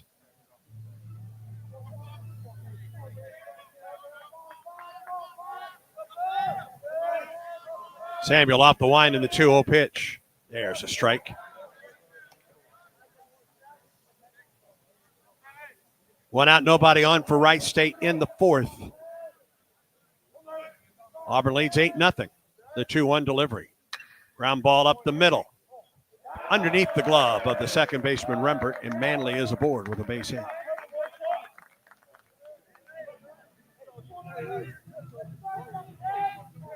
These same 2 teams tomorrow at noon Central Time. Brad and Jason Caldwell with the call in the Auburn area on ESPN 106.7 at 11:45. And then Auburn men's basketball tomorrow afternoon at 3:05. We'll have the call at 2:30. The Tigers and Georgia pitch on the way. This is outside to Luke Arnold for ball 1.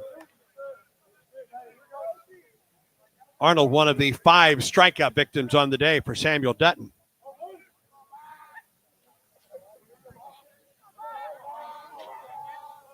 Dutton comes set in the pitch. Strike 2. A little bit up in the zone, but in the zone. No balls and 2 strikes the count to Arnold. Auburn, a big double play in the first. Another here. We got him out of the inning. Stretch in the pitch. Ground ball up the middle. Could be 2. Fabian to the bag. 2 first. There's your double play. Second time today that Auburn gets out of an inning with a 6-3 double play. It happened in the first, and it happens in the 4th. No runs on a hit, no errors, and no one left. Through 3.5 at Plainsman Park. Auburn 8, Wright State nothing. Stay tuned. This is the Auburn Sports Network. King Tigers Podcast with Andy Burcham. Auburn women's golfer Megan Schofield on winning the Leah Rawls Atkins Award. It has a lot to do with in the classroom, and I think just like leadership and kind of being like an Auburn man or woman. That was my interpretation of it. Just really like exemplifying and like being your best version of yourself for your school. And I felt like I really tried to do that in my 5 years at Auburn, and not because I wanted to win awards. It's just really easy to do that for Auburn. I feel like Auburn gives you so much, and they provided so much for me. I mean, I'm still living here. I really think I could live here for the rest of my life. We just really love it here, and it was a pretty easy thing to do. A new episode of the Talking Tigers podcast is released every Monday, wherever you listen to podcasts. Like and subscribe to the Talking Tigers podcast, only from the Auburn Sports Network.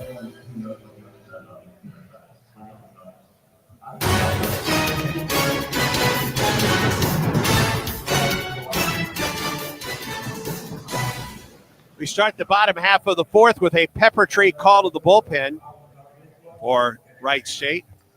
Junior left-hander Joey Valentine is on for the Raiders. 6'2", a junior from Medina, Ohio. And Valentine making his first appearance of the season. See if we can give you his numbers from before.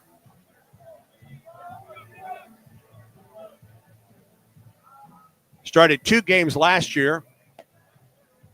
14, make that 15 appearances, 13 in the 3rd inning, 16 strikeouts last season. Early in the year, a scoreless inning and 2/3 against Oklahoma in Norman.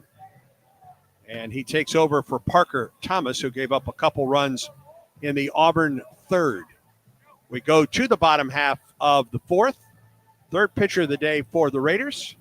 And to take you through the middle 3-ish innings, here's Brad Law. Something like that. Yeah. Friday afternoon baseball. Tigers with a great start offensively. It'll be McMurray, Fabian, and Terrell. Middle third of the order due up.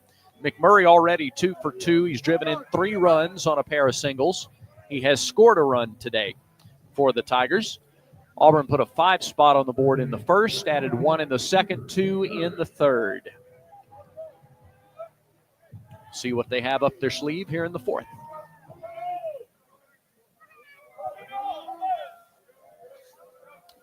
Valentine goes to work. The first pitch. Missed a little outside. 1 ball, no strikes.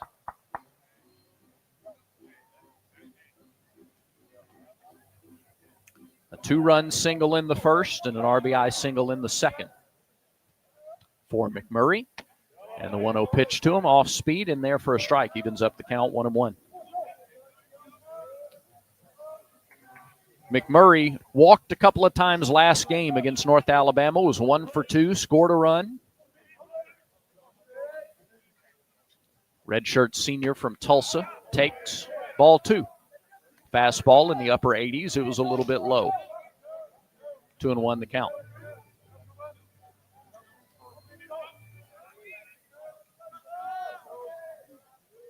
The pitch.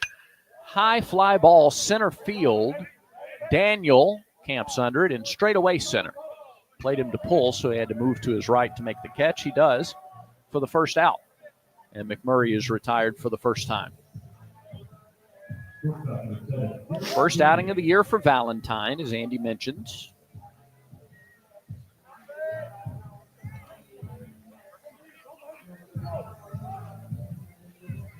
Here's Derek Fabian, 1 for 2. A single and a run scored. 9 for 20 now on the season for Fabian. Off-speed pitch to him is high for ball 1. Just about everybody has a hit, an RBI, or a run scored. I think with the exception maybe of Irish, and he's walked once in the game. Pitch to Fabian's low, 2-0.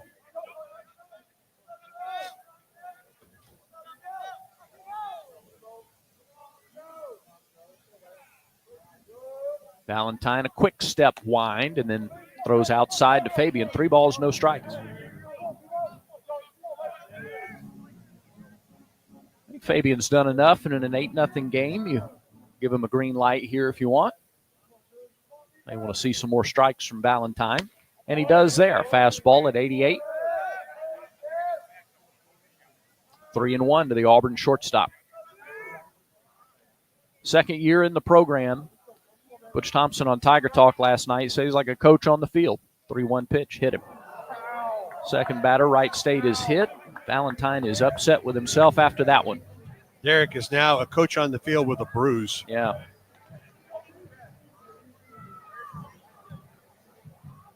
Second batter hit by the Raiders. Fabian heads down to first. Guy swinging the bat as well as anybody is Bub Terrell, a 3-run homer in the first. And a base hit to Wright in the third.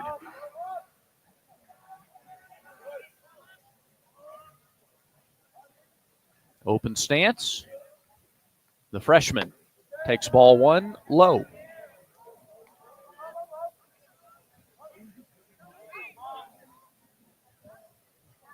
Fabian might do some running. Yeah. 3 stolen bases on the year. I was just about to mention that. 8-0 Tigers lead. They've out-hit the Raiders 10-5, and there's the soft toss to first.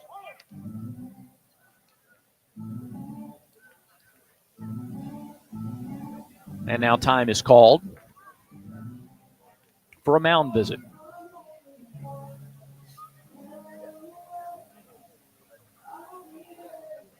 I don't know if this is the head coach or the pitching coach. Let's give you an update on the Yellowwood scoreboard. Louisiana Tech has added to its lead at Toyota Field in Madison, 5-1. The Techsters lead Auburn 5-1. Tigers looking to remain undefeated, but are going to have to come from behind to do that today. Auburn has been held to 1 run on 1 hit today.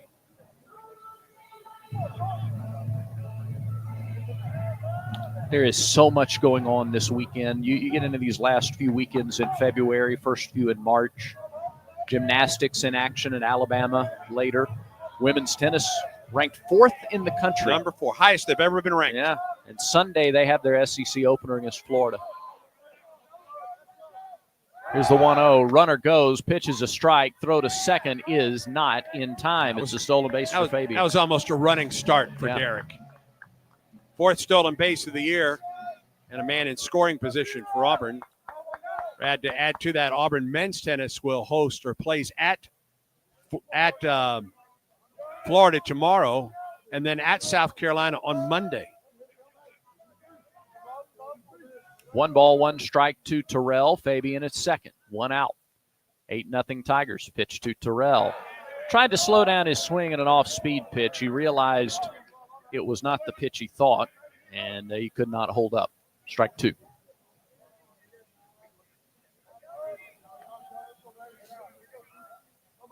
Will he see a fastball the rest of the at-bat? 1-2 pitch. He hits it. Foul right side. He did get a fastball down and in. And he fouled it away.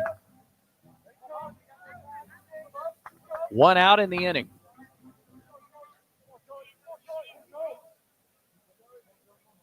Wide stance for the freshman from Alabaster.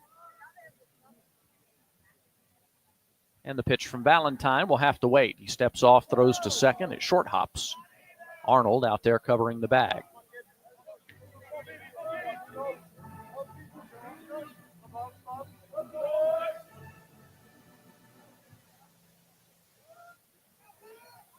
So Valentine now comes set again. Looks to second, looks home, comes home. High pop.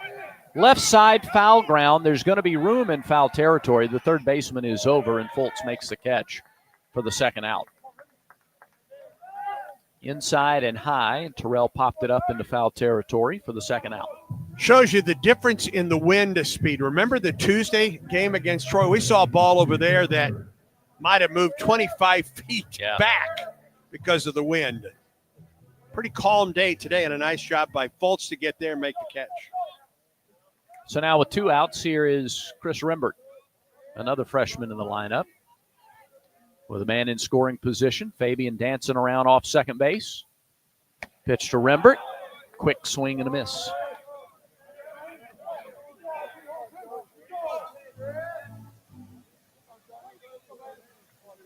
You know, not all swings look the same, but Rembert's swing has got a little Ryan Bliss to it. He swings here and drives one to center. Daniel had him played perfectly, sizes it up, makes the catch, and the inning is over. So 1 out hit batter does no good for the Tigers. No runs, no hits, no errors, and a man left. Tigers have stranded 5 through 4, but Auburn leads it 8-0 as we go to the 5th inning. Auburn baseball continues in a moment. When the game is on the line, you want someone you can count on. At Alabama Power, we believe in consistency and having each other's back. It's our game plan to safely deliver the electricity you depend on. We give 100% to achieve 99.9% reliability. Learn how we power a better Alabama at alabamapower.com/reliable. Alabama Power is a proud supporter of the Auburn Tigers. The passion, the tradition, the rivalries. Sirius XM is your destination for all things college sports, and we've got you covered. On SEC Radio, there is complete coverage of every school in the conference, including live games, plus 24/7 talk and analysis. So cheer along on the Sirius XM app and listen to your favorite team anywhere. And now you can get 3 months of Sirius XM free. Subscribe now. See offer details at SiriusXM.com/SEC Sports.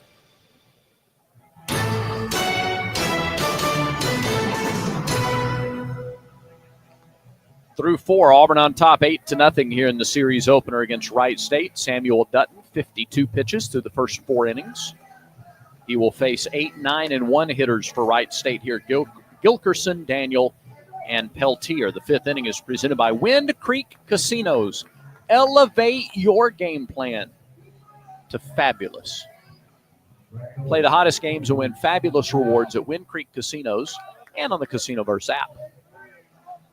Left-handed hitting right fielder Gilkerson did not start either game of the Longwood doubleheader, so his first start of the year here. Left-handed hitting right fielder takes a strike, 0-1. Dutton has pitched really well today. He's been able to throw just about everything for strikes. 0-1. There's another strike on the inside corner. Got that double play with one out and the bases loaded in the first, and Yeah. he has been a different pitcher since that point. His defense has Fabian's helped him starting a couple of double plays in the game as well. They've had base runners in 3 out of 4 innings. And double plays in 2 out of those 3. There's a breaking ball bounced up there at 0-2. So it's a ball and 2 strikes. Gilkerson struck out in the second inning. He's 0 for 2 on the season. White batting gloves, gleaming in the shadows around home plate. Fastball missed up and away to him, 2-2. Conlon Daniel, the center fielder, waits on top of the on-deck circle. Pitch. Breaking ball, foul tipped into the mitt. Strike 3. Gilkerson down on strikes for a second time. And for Dutton, that's number 6. K-Counter presented by Kia of Auburn, where you're always number 1. Got ahead with fastballs, finished him off with breaking ball. Now here's Conlon Daniel. A single in the third. An infield single. The pitch. Breaking ball, missed low. That was the slider, 1 ball, and no strikes.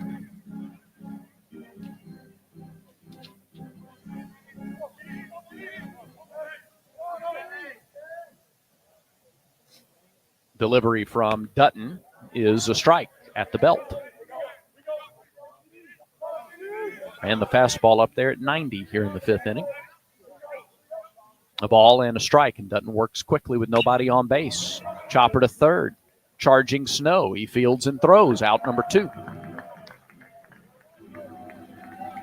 2 up, 2 down in the 5th. Back to the top of the order, and the Raiders get their third look at the Auburn starter. Here's the leadoff man, J.P. Peltier. He has singled and struck out. 6 for 14 on the season for Peltier.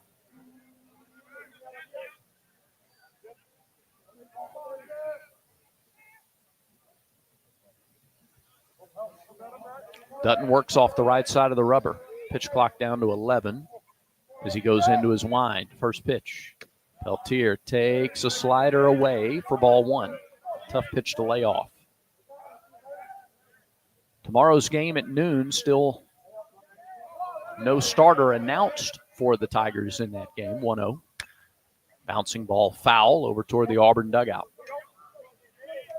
Coach Thompson said that out of respect for Wright State, and they have a lot of respect for this program, they were going to wait and see how many pitchers they would need in this opener. 1-1. Fastball fouled away. Might have got a piece of his foot there. He's going to walk it off.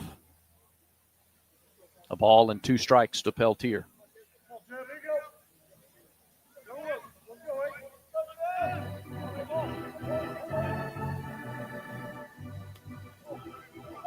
The finale Sunday, Christian Chatterton will get his second start. He was good a week ago against Holy Cross.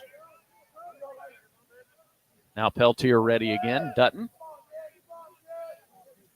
gets the sign. Into the wind. Quick wind. Step and pitch. Fouled back. High fastball. Hasn't lost anything on that fastball, has he? No, he has 92. not. 92 and elevated. Peltier did well enough there just to stay alive. They play him to pull on the infield, straight away in the outfield. 1-2 delivery. Slider just off the outside edge. He's tried to get that corner a couple of times against Peltier, and he hasn't given in. Dutton had 7 strikeouts. Yeah. Last week against Holy Cross, 1 under that right now. Breaking ball called strike 3. That's number 7. And that's a 1-2-3 inning for Dutton. Nothing doing for the Raiders in the top of the 5th. We go to the bottom of the inning. It's 8-0 Auburn. Auburn baseball continues in a moment. It's a great day to get vaccinated. Many children and adults that delayed vaccination during the pandemic are still behind schedule. It is crucial that we take the steps to get everyone back on track with their routine immunizations. Children and teens can still catch up on their vaccinations even if they start late. Make sure you and your family are up to date on all recommended vaccines, including respiratory virus vaccine. Let's all do our part to get back on track. Don't wait. Vaccinate. For more information, visit alabamapublichealth.gov/IMM. Let's huddle up and make things happen with the only cards for the Plains. The Auburn University Regions Visa Debit Card and Prepaid Regions Now Card. They're a win for your wallet and a big War Eagle, whether you're purchasing stuff for game day or every day. Want to go all in on confidently showing your Tiger pride? Order your card now at regions.com/Go Tigers. Regions, official bank of the SEC. Member FDIC. Terms, conditions, and fees apply. You're listening to Auburn Baseball. Now, more of the Tigers and Raiders from Plainsman Park. Pepper Tree called to the bullpen for the Raiders. I've been thinking about that all day long. I have too. I'm glad you went there finally. Kurt Kessel, sophomore right-hander, 6'3" out of Hilliard, Ohio, and Hilliard Darby High School. And this is Kessel's first game of the season. Try and get you numbers on the young man. Kyle Kessel, sophomore, 6'3", 200 pounds, 15 appearances out of the bullpen as a freshman a year ago, 16 in the third inning, struck out 14 batters, made his debut nearly a year ago on the 24th of February at Oklahoma. Struck out a career-high 3 batters in an inning and a third scoreless against Northern Kentucky in the Horizon League tournament on May 24th. Fourth pitcher of the day for Wright State. Kessel will be greeted by Freilich, Carter, and Snow.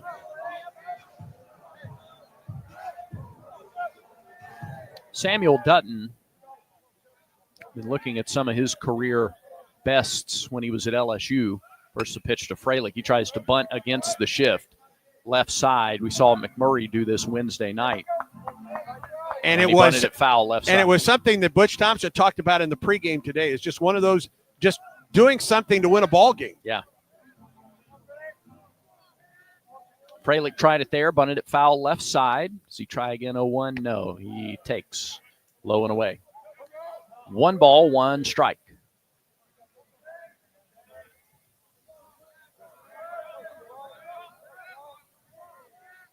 Freilich has singled. He has lined out. He has driven in a run. He takes ball 2 outside.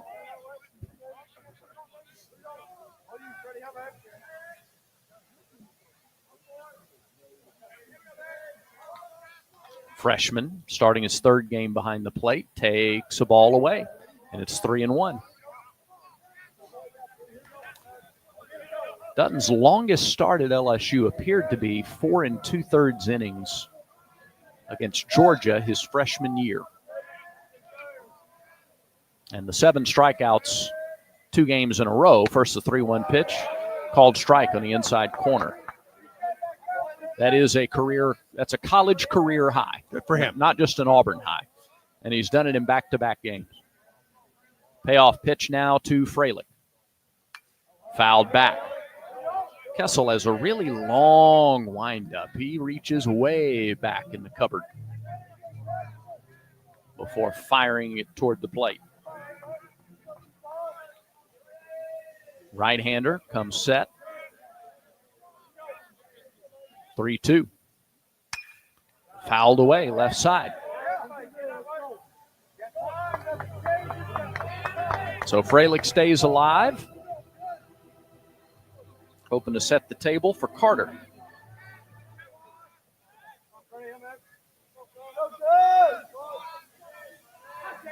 Stretch by Kessel. And the pitch. High fly ball to left. Peltier to his right and in. Makes the catch for the first out. So Freilich's 1 for 3 on the afternoon. Here's Bristol Carter. He singled in the third. He's also flied to center. 1 for 2 on the day.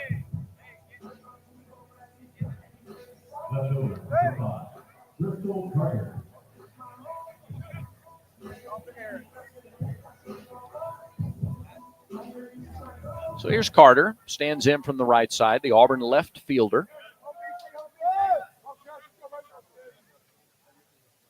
First pitch to him. Third baseman charges in.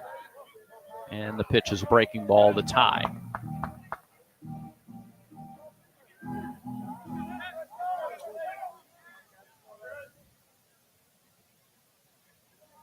The delivery. On the outside corner, nice looking pitch there from Kessel. A nice fastball there. Some life and moving down on the outside corner. 1 ball, 1 strike, 1 out, nobody on. Bottom of the 5th inning, a game Auburn leads 8-0. Carter shows bunt, pops it up just in front of the Auburn dugout. I had the opportunity there. Third baseman playing back. Yeah. Little cat and mouse there. Good idea. Carter can run very well.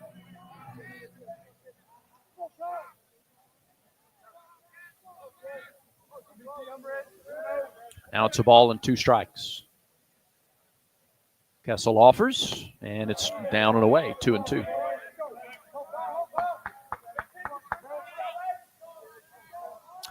Final on the Yellowwood scoreboard. I guess it had to happen eventually.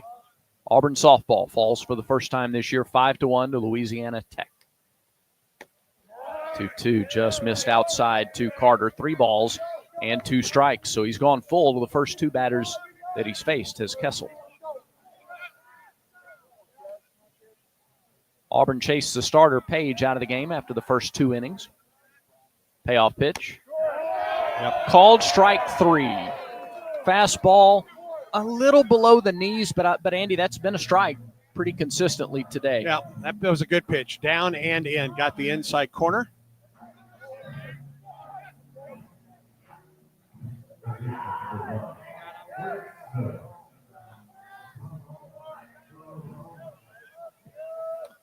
So here's Eric Snow. First pitch to Snow. Upstairs, ball 1.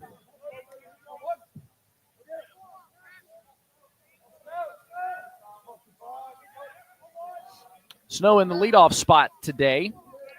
He's driven in a run, scored a run, has a hit, takes a strike. 1 ball, 1 strike to count to the Auburn third baseman. Snow has played a lot of second base, started 1 game at short, and with the injury to Guevara, they've moved Snow over to third base now for a second straight game. 1-1 pitch, fouled away right side. 1 ball, or 1-2. Speaking of Guevara, news continues to be good with regard to that hamstring. Auburn hoping to have him when y'all head down to Arlington, Texas next weekend. Here's the 1-2 delivery. Missed the outside corner. Not a bad pitch. Snow didn't go after it. 8-0 Tigers. Tigers about hit the Raiders 10-5. No errors in the game to this point. And the 2-2 pitch. Up and in. Counts full. Gone full to all 3 batters so far.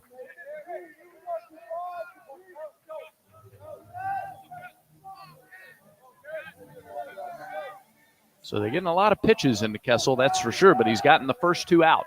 3-2 to Snow. Swing and a miss. He chased a high fastball up around his shoulders, and the inning comes to a close. 3 up, 3 down for Auburn. Auburn retired in order for the first time this afternoon. Tigers will take an 8-0 lead into the 6th inning. This is the Auburn Sports Network. Children's of Alabama is excited to partner with Auburn baseball because at Auburn, it's about making a difference on and off the field. The team is thrilled to introduce Hits and Sits, where all proceeds will benefit Children's of Alabama. Step up to the plate and sponsor a home game. You can sign up by visiting bc5foundation.org. Choose a game and a strikeout or a hit. It will be echoed beyond Plainsman Park into the lives of families at Children's of Alabama. Sign up today at bc5foundation.org. War Eagle. Recognized by Newsweek as one of America's best maternity care hospitals, East Alabama Health provides comprehensive treatment for mothers and babies throughout Auburn, Opelika, and the East Alabama region. And starting with the 2024 football season, we're pleased to partner with Auburn Athletics to provide a special Aubie blanket to each baby born at our hospital through a program we call Tiger Tots. For all your maternity care needs, trust the experts at East Alabama Health.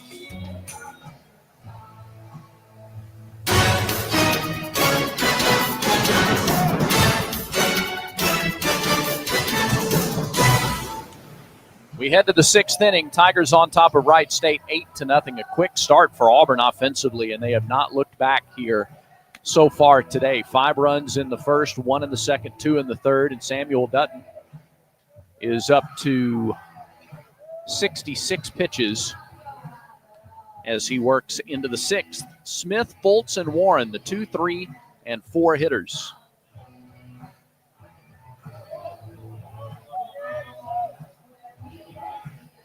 Boston Smith has singled and struck out. Dutton has tied a career high that he set last week with 7 strikeouts. He scattered 5 hits through the first 5 innings. And the first pitch here is a called strike. Auburn is nearly in a shift. They play the left-handed hitting Smith to pull significantly, and so he sort of squared his shoulders and showed bunt to try to get some movement. Here, though, he sends one into left center. Fairly well hit, but Carter has a beat on it, and the slice will bring it back to him in left center. Makes the catch. 1 away.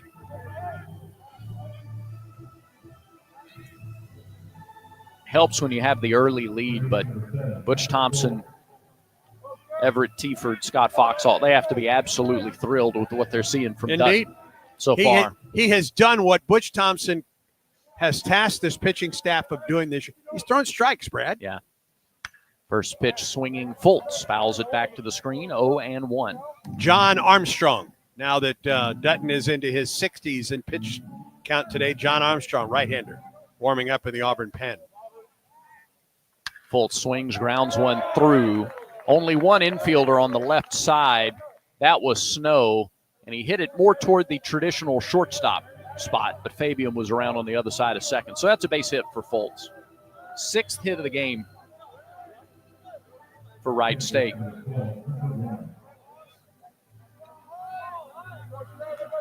Dutton from Southside. Went to Westbrook Christian School. Pitch to Warren.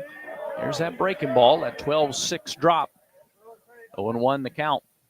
His older brother, Andrew, is on the team. They both transferred in. And very different circumstances. Birmingham Southern, as you know, ended its program. The 0-1 pitch is hit hard into right field. It'll be played on a hop by Terrell, and there's back-to-back base hits for the first time since the 3rd inning for the Raiders. So Andrew was at Birmingham Southern. He came to Auburn as the opportunity presented itself, and Samuel, after 3 years at LSU, wanted to give it another try. Thought he, had a chance to be a starting pitcher in the SEC. Auburn's given him that opportunity. Now time is called as Everett Tieford comes out. 7 hits for Wright State.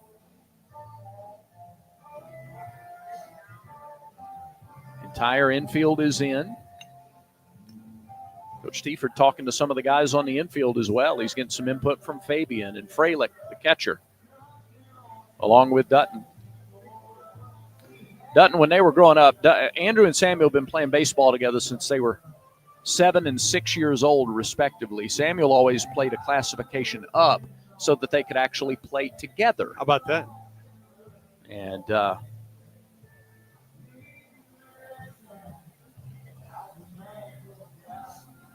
meeting on the mound is over. I was never asked to play a division up. No? No. It was never an option for me. Well, but boy, your cleats were sharp. That's a callback to earlier in the game if you are just joining us. Will Cook, the first baseman. First pitch to him is low for ball 1. Cook has grounded into a double play. He's also flied to center field. Another ground ball here would be just fine. A lot of room on the left side. Again, Snow is off the line a good bit. Fabian near the bag at second. Pitch is down and in. 2 balls, no strikes to Cook. Auburn looking for that third double play of the day to get him out of an inning.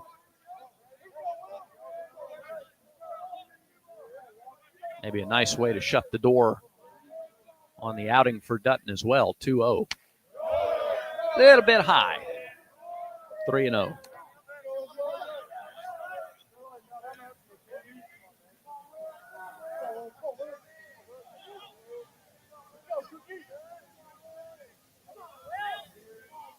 Pitch. There's a strike.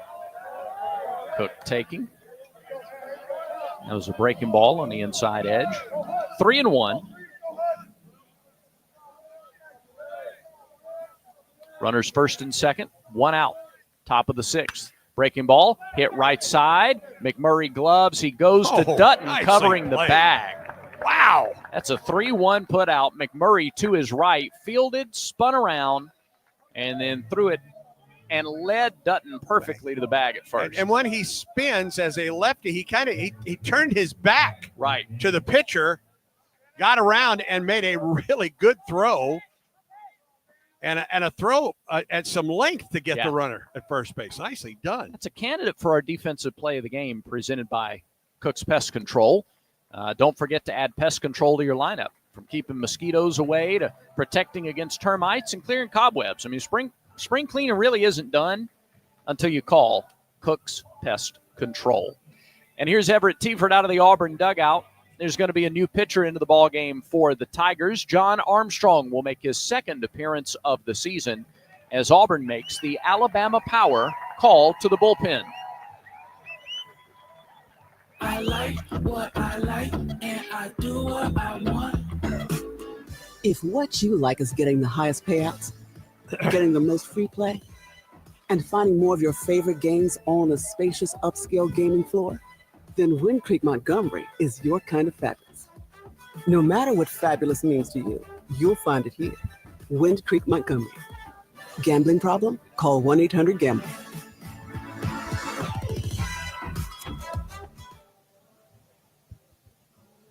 Pitching change for the Tigers. Auburn goes to senior right-hander John Armstrong, 6 foot, 220 pounds, out of Marietta, Georgia, and Harrison High School. This will be the second appearance of the season for the sidewinder.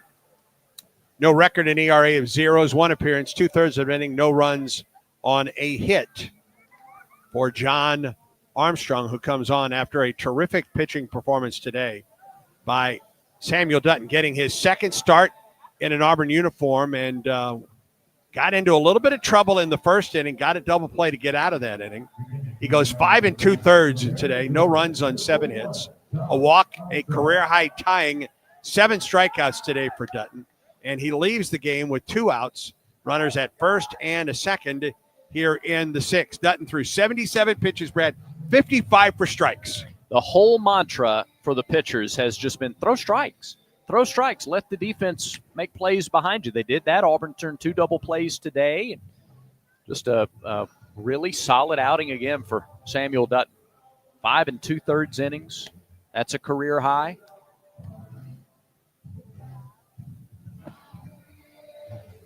And so we'll see Armstrong. You know, one of the things that I've talked to some folks through these first 5 games, through 5 games in a season, have we ever only seen John Armstrong once?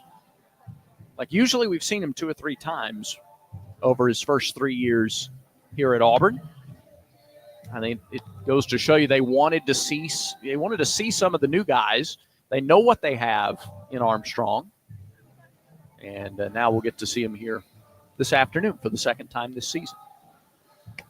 While we have a minute, SeatGeek. Have you used SeatGeek? You ought to use SeatGeek. Mm-hmm. You're looking for men's basketball tickets? How about College Station or Lexington? A little later in the regular season, a couple of weeks coming up. SEC tournament. Yeah. NCAA tournament. Yeah. SeatGeek makes it easy to find tickets so you can be a part of all the celebrations this season. Whether you're buying or selling tickets, SeatGeek's a place to do it. SeatGeek, the official ticketing partner of the Tigers. Expect the expected. SeatGeek. Nate Manley is 1 for 2. Went 1 for 2 against Dutton. Runners at second and third. Bouncing ball to short. One pitch. Throw to first. There's the third out, and the inning is over. And that's the job you hired John Armstrong to do. Inning over. So Wright State gets a couple on with one out, but the threat is neutralized. No runs, 2 hits, no errors, 2 stranded in scoring position. We head to the bottom of the 6th inning. Still 8-0 Tigers. Auburn baseball continues in a moment. This is Coke Zero Sugar. Could I be the best Coke ever? Try and taste with your ears. Hear those bubbles? Imagine them tingling on your tongue. Fizzy deliciousness.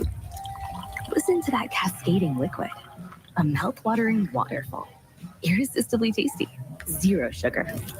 Crisp, refreshing, and ice cold. Is Coke Zero Sugar the best Coke ever? Try and decide. Yellowwood knows that a 5-star backyard is the place to make lasting memories. Like cookouts. Cornhole with friends. Ooh, a neighborhood potluck with your wife's pasta salad. The one with the feta. Oh, sorry. Or taking a nap on your deck in a hammock. Naps are memories. I love naps. For 5-star backyards and the most memorable experiences, Yellowwood brand pressure-treated pine. If it doesn't have that yellow tag, you don't want it.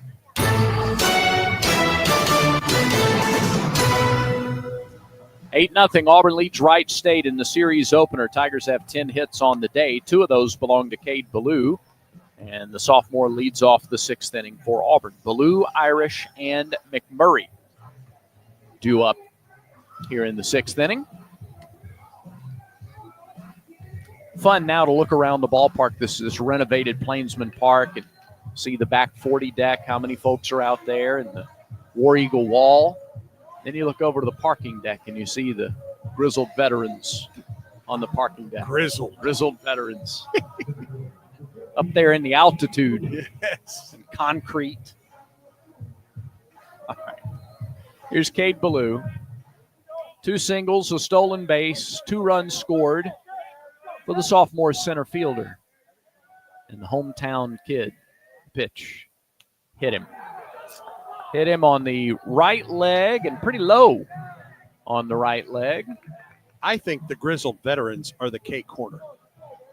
Okay. That's the grizzled veterans. Okay, that's fair. In my opinion. All right. Well, your opinion holds a lot of water, so we'll go with that. Gee, thanks. Don't mention it. Here's Irish. Irish has walked, struck out, flied to left. Kyle Kessel beginning his 2nd inning of work. The pitch misses high to Irish. 1 ball, no strike. The reason I say that, there was the K corner out there before there was a parking deck. Matter of fact, there was a K corner when the sports arena was still over here. That's fair. Before it burned down in '96 in that LSU football game. 1-0 delivery from Kessel. Runner goes. Huge pitch is high. Throw is late and into center field. Ballou pops up. He's on his way to third. It'll be a stolen base and an error, and the Tigers have a runner at third with nobody out here in the 6th. Second stolen base of the day for Ballou. That gives him 7 on the season. They had no chance to throw him out. He got an enormous jump. And then the throw was to the first base side of the bag and skipped into center. Cade popped up and went to third. That throw looked like it was okay at first, but it was tailing away, and there was no chance for Arnold to make a play to even get close to the ball. No. So runner at third, nobody out. And 2 balls, no strikes to Irish. The pitch popped up off the hands. Fouled straight back out of play. It's 2-1 to Ike. No defensive duties for Irish today. He's the DH. Still sporting those goggles, glasses. More glasses than goggles. Here's the 2-1. Waited on a breaking ball, fouled it off of his foot at the plate. And it's 2-2. Glad you're with us today on radio stations throughout Alabama. AuburnTigers.com, the Auburn app, YouTube. Ballou leads from third. Here's the 2-2 to Irish. Missed inside and the count's full. He's faced 5 batters. He hit one. He's gone full to the others. Kessel, the right-hander, delivers. Irish lines it into left field, base hit. Kept his head down, swung through, sent it into left for an RBI single. 9-0 Tigers. We have seen Ike do that since day one. Yep. The ability to hit to all fields. And it's exactly right. I mean, he just stayed back and down on that ball. Just a flick of the wrist to send it through the left side. 9-0. Auburn on top. We're in the 6th.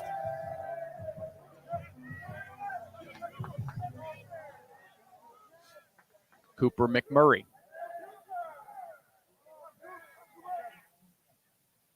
Lays in wait in the left-handed batter's box. The pitch.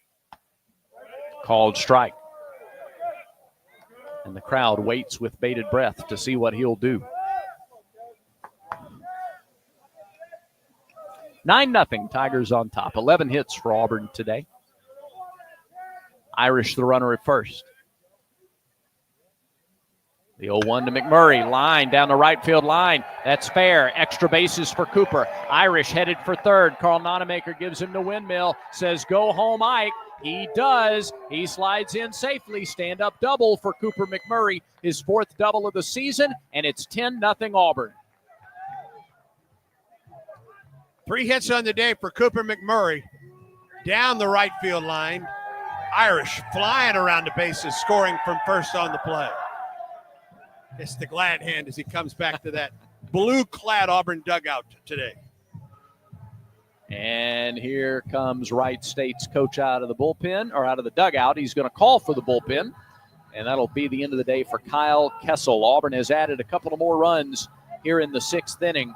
There's still nobody out, and McMurray at second base. We'll see who the new pitcher is for the Raiders. They're having to go through a few guys here today in the series opener. This will be their 5th pitcher of the game, and we're in the 6th inning. 45 is the pitcher. Bob Gibson. That's not right. No, but he wore 45. Okay. Noah Williamson. All right. He's a new pitcher. And he'll give you the numbers on Noah Williamson when we come back on this Pepper Tree pitching change. This is Coke Zero Sugar. Could I be the best Coke ever? Try and taste with your ears. Hear those bubbles? Imagine them tingling on your tongue. Fizzy deliciousness. Listen to that cascading liquid. A mouth-watering waterfall. Irresistibly tasty. Zero sugar. Crisp, refreshing, and ice cold. Is Coke Zero Sugar the best Coke ever? Try and decide. New pitcher, Pepper Tree, called to the bullpen for Wright State, number 45, Noah Williamson. 5'11", 200 pounds. He is a senior out of Port Matilda, Pennsylvania, Bald Eagle High School. Played at Ohio State a year ago. 6 appearances for the Buckeyes with 1 start, struck out 6 in 6 2/30 innings pitched, struck out a season-high 2 against Cal Poly. That had to feel good back on the 9th of March.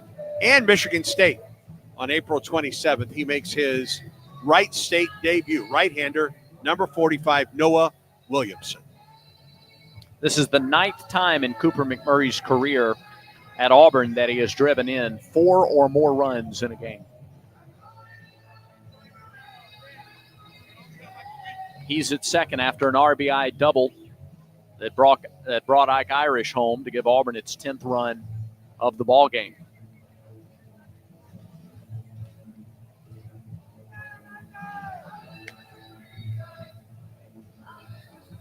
And the 10-run rule is in effect here today. So, if Auburn gets 3 outs in the top of the 7th, right, that's the ball game. 10-0 Tigers.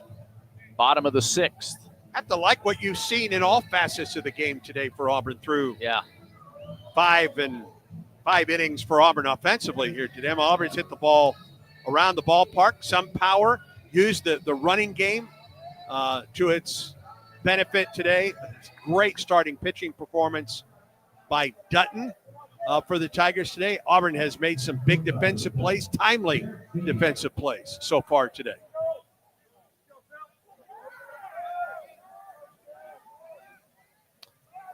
Fabian stands in. Derek's stolen a base, singled, been hit by a pitch. He's grounded out, and the first pitch to him misses for ball 1.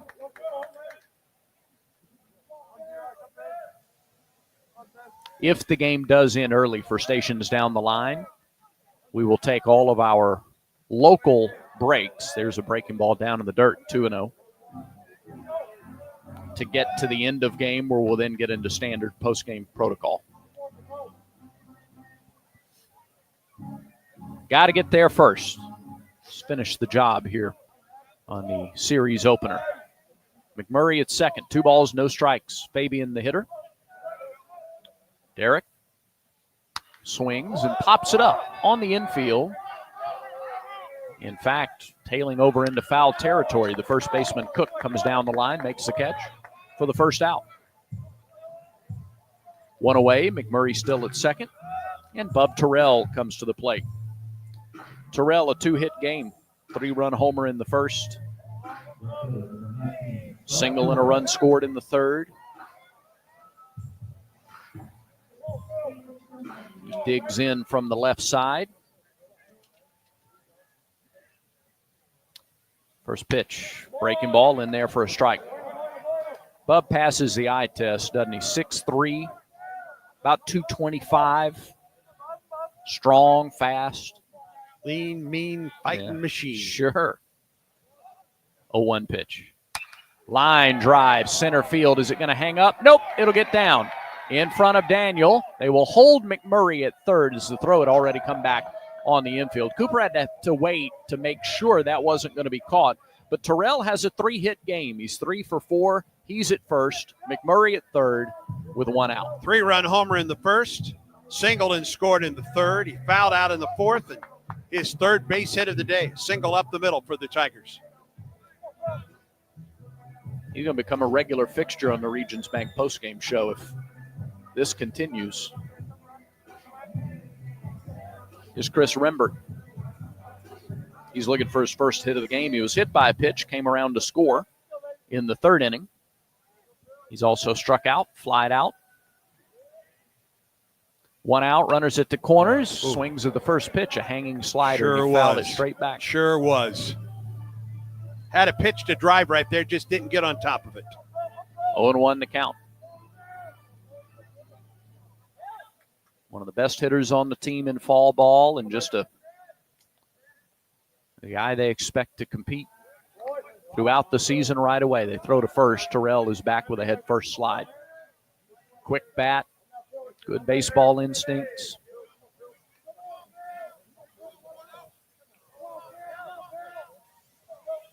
Couple of gold chains around his neck. 0-1 pitch, catches the outside corner. It's 0-2. Freilich just outside the on-deck circle. Auburn has added 2 more to its lead here in the 6th inning. They lead 10-0. 13 hits for the Tigers today. Throw over to first. This time Terrell back standing. 10-run rule is in effect. It's 10 after 7. Which means Wright State needs to score. Right now it's at a run. Break the ball down in the dirt. Blocked well by Smith. And it's 1-2. Tried to make him chase on an 0-2 count.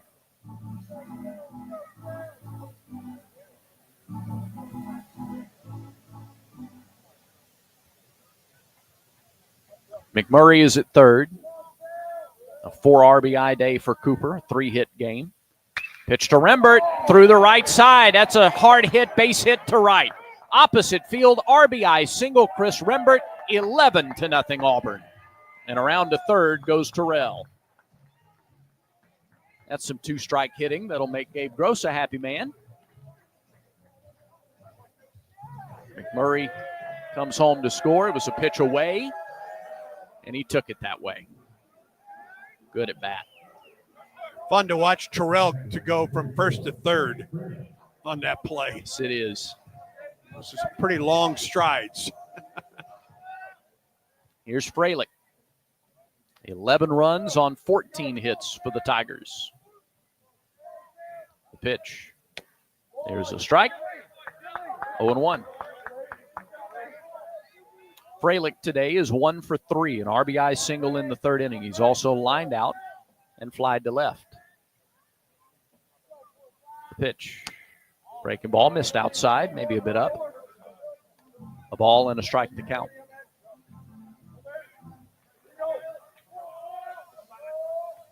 On the air at 11:45 tomorrow with coverage of Game 2. There's a throw to first. Rembert back. Get to work with Jason Caldwell again tomorrow. If you're listening on the radio, you're only going to get it in the Auburn-Opelika area. 1-1 pitch, low, 2-1. You'll get it on ESPN 106.7 in the Auburn area. You can get it anywhere else on the Auburn Game Day app. 2 balls, 1 strike. 1 out. Runners at the corners. The pitch. Missed low and away. 3-1 to the Auburn catcher. 5 in the first, another in the second, 1 in there, or 2 in the third, 3 more here in the sixth. And Auburn may not be done. Only 1 out. Freilich takes a breaking ball for a strike. That's not the one he had picked out. So he watched it. And now a full count due the freshman from Peachtree City. The stretch, Williamson deals. It is fouled up the first base line. First baseman Cook almost straddling the line. They're holding the runner close at first.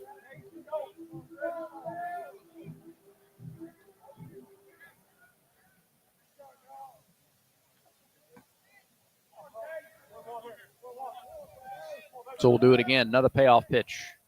Freilich swings, bounces it. Right side. They go to second for 1. On to first. Oh, called him out. Close play at first. They called him out, and that's a double play to end the inning. But the Tigers get 3 runs. They do it on 4 hits. No errors. 1 runner left on base. A 4-6-3 double play, and he was safe. He beat the throw, but no challenge is coming here. The Tigers lead it 11-0. Tigers need 3 outs without giving up more than 1 run, and they can end this game in the 7th. Stay close. This is the Auburn Sports Network.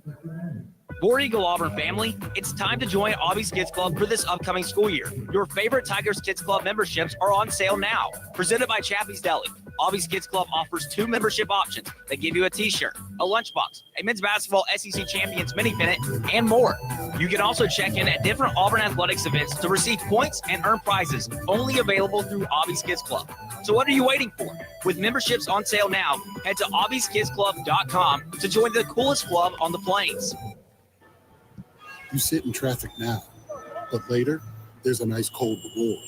Modelo, the mark of a fighter. You've earned this rich golden lager with a crisp, refreshing taste, because you know all your patience is paid out in gold. You remain calm through honks, bumper to bumper, and people yelling. You are a fighter, and Modelo is your reward. Modelo, the mark of a fighter. Drink responsibly. Beer imported by Crown Imports, Chicago, Illinois.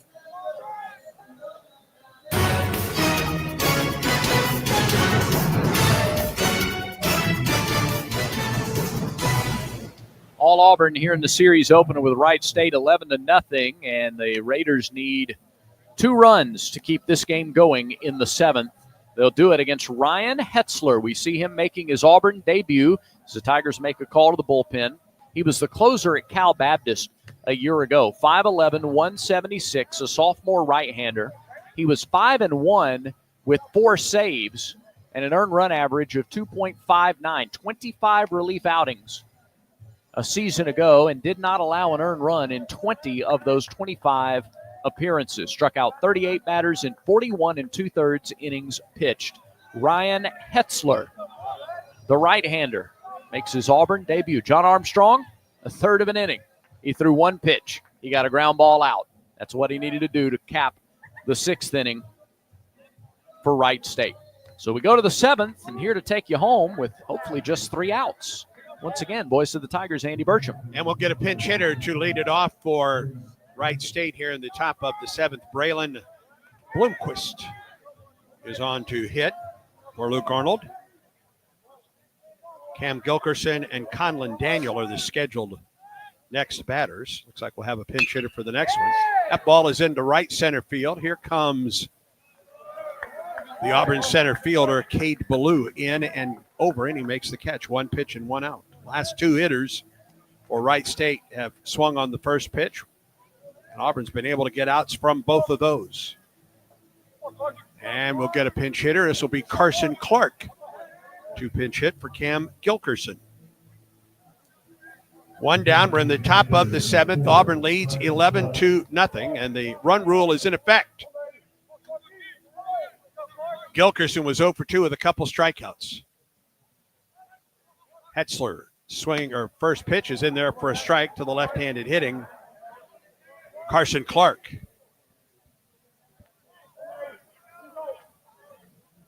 Stretch and pitch. Misses upstairs, a ball and a strike. Gus Gregory has grabbed a bat. He's on the on-deck circle for Wright State. So it looks like Clark swings and fouls it up and out of play. A ball and 2 strikes. Pinch hitters for the first 3 batters of this 7th inning. Wright State may have turned the page to tomorrow.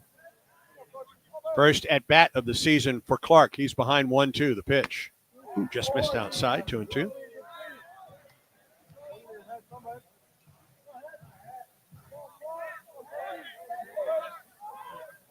Hetzler will wind the pitch. Fly ball into left center field. To his left, Bristol. He is there. 2 outs. Bristol Carter really has taken looks very comfortable out there in left field, especially with that. The left-handed batter with some slice back toward him. He's really playing the slice well. And Gus Gregory tries to keep the inning and thus this game alive for Wright State. 2 down, nobody on. Auburn leads 11-0, and this is Gus Gregory. This will be his 2nd at-bat of the season. He's 0 for 1. The pitch in there for a strike from Hetzler. He has done what Auburn pitchers have done all day long, throwing strikes. The starter, Dutton, John Armstrong, faced 1 batter, and Hetzler here threw 2 batters. And into the 3rd, the pitch. Strike 2. 92. Again, this is the debut for Hetzler. You're going to be fun to watch him throughout the year. The 0-2 delivery. Misses high. A ball and 2 strikes the count.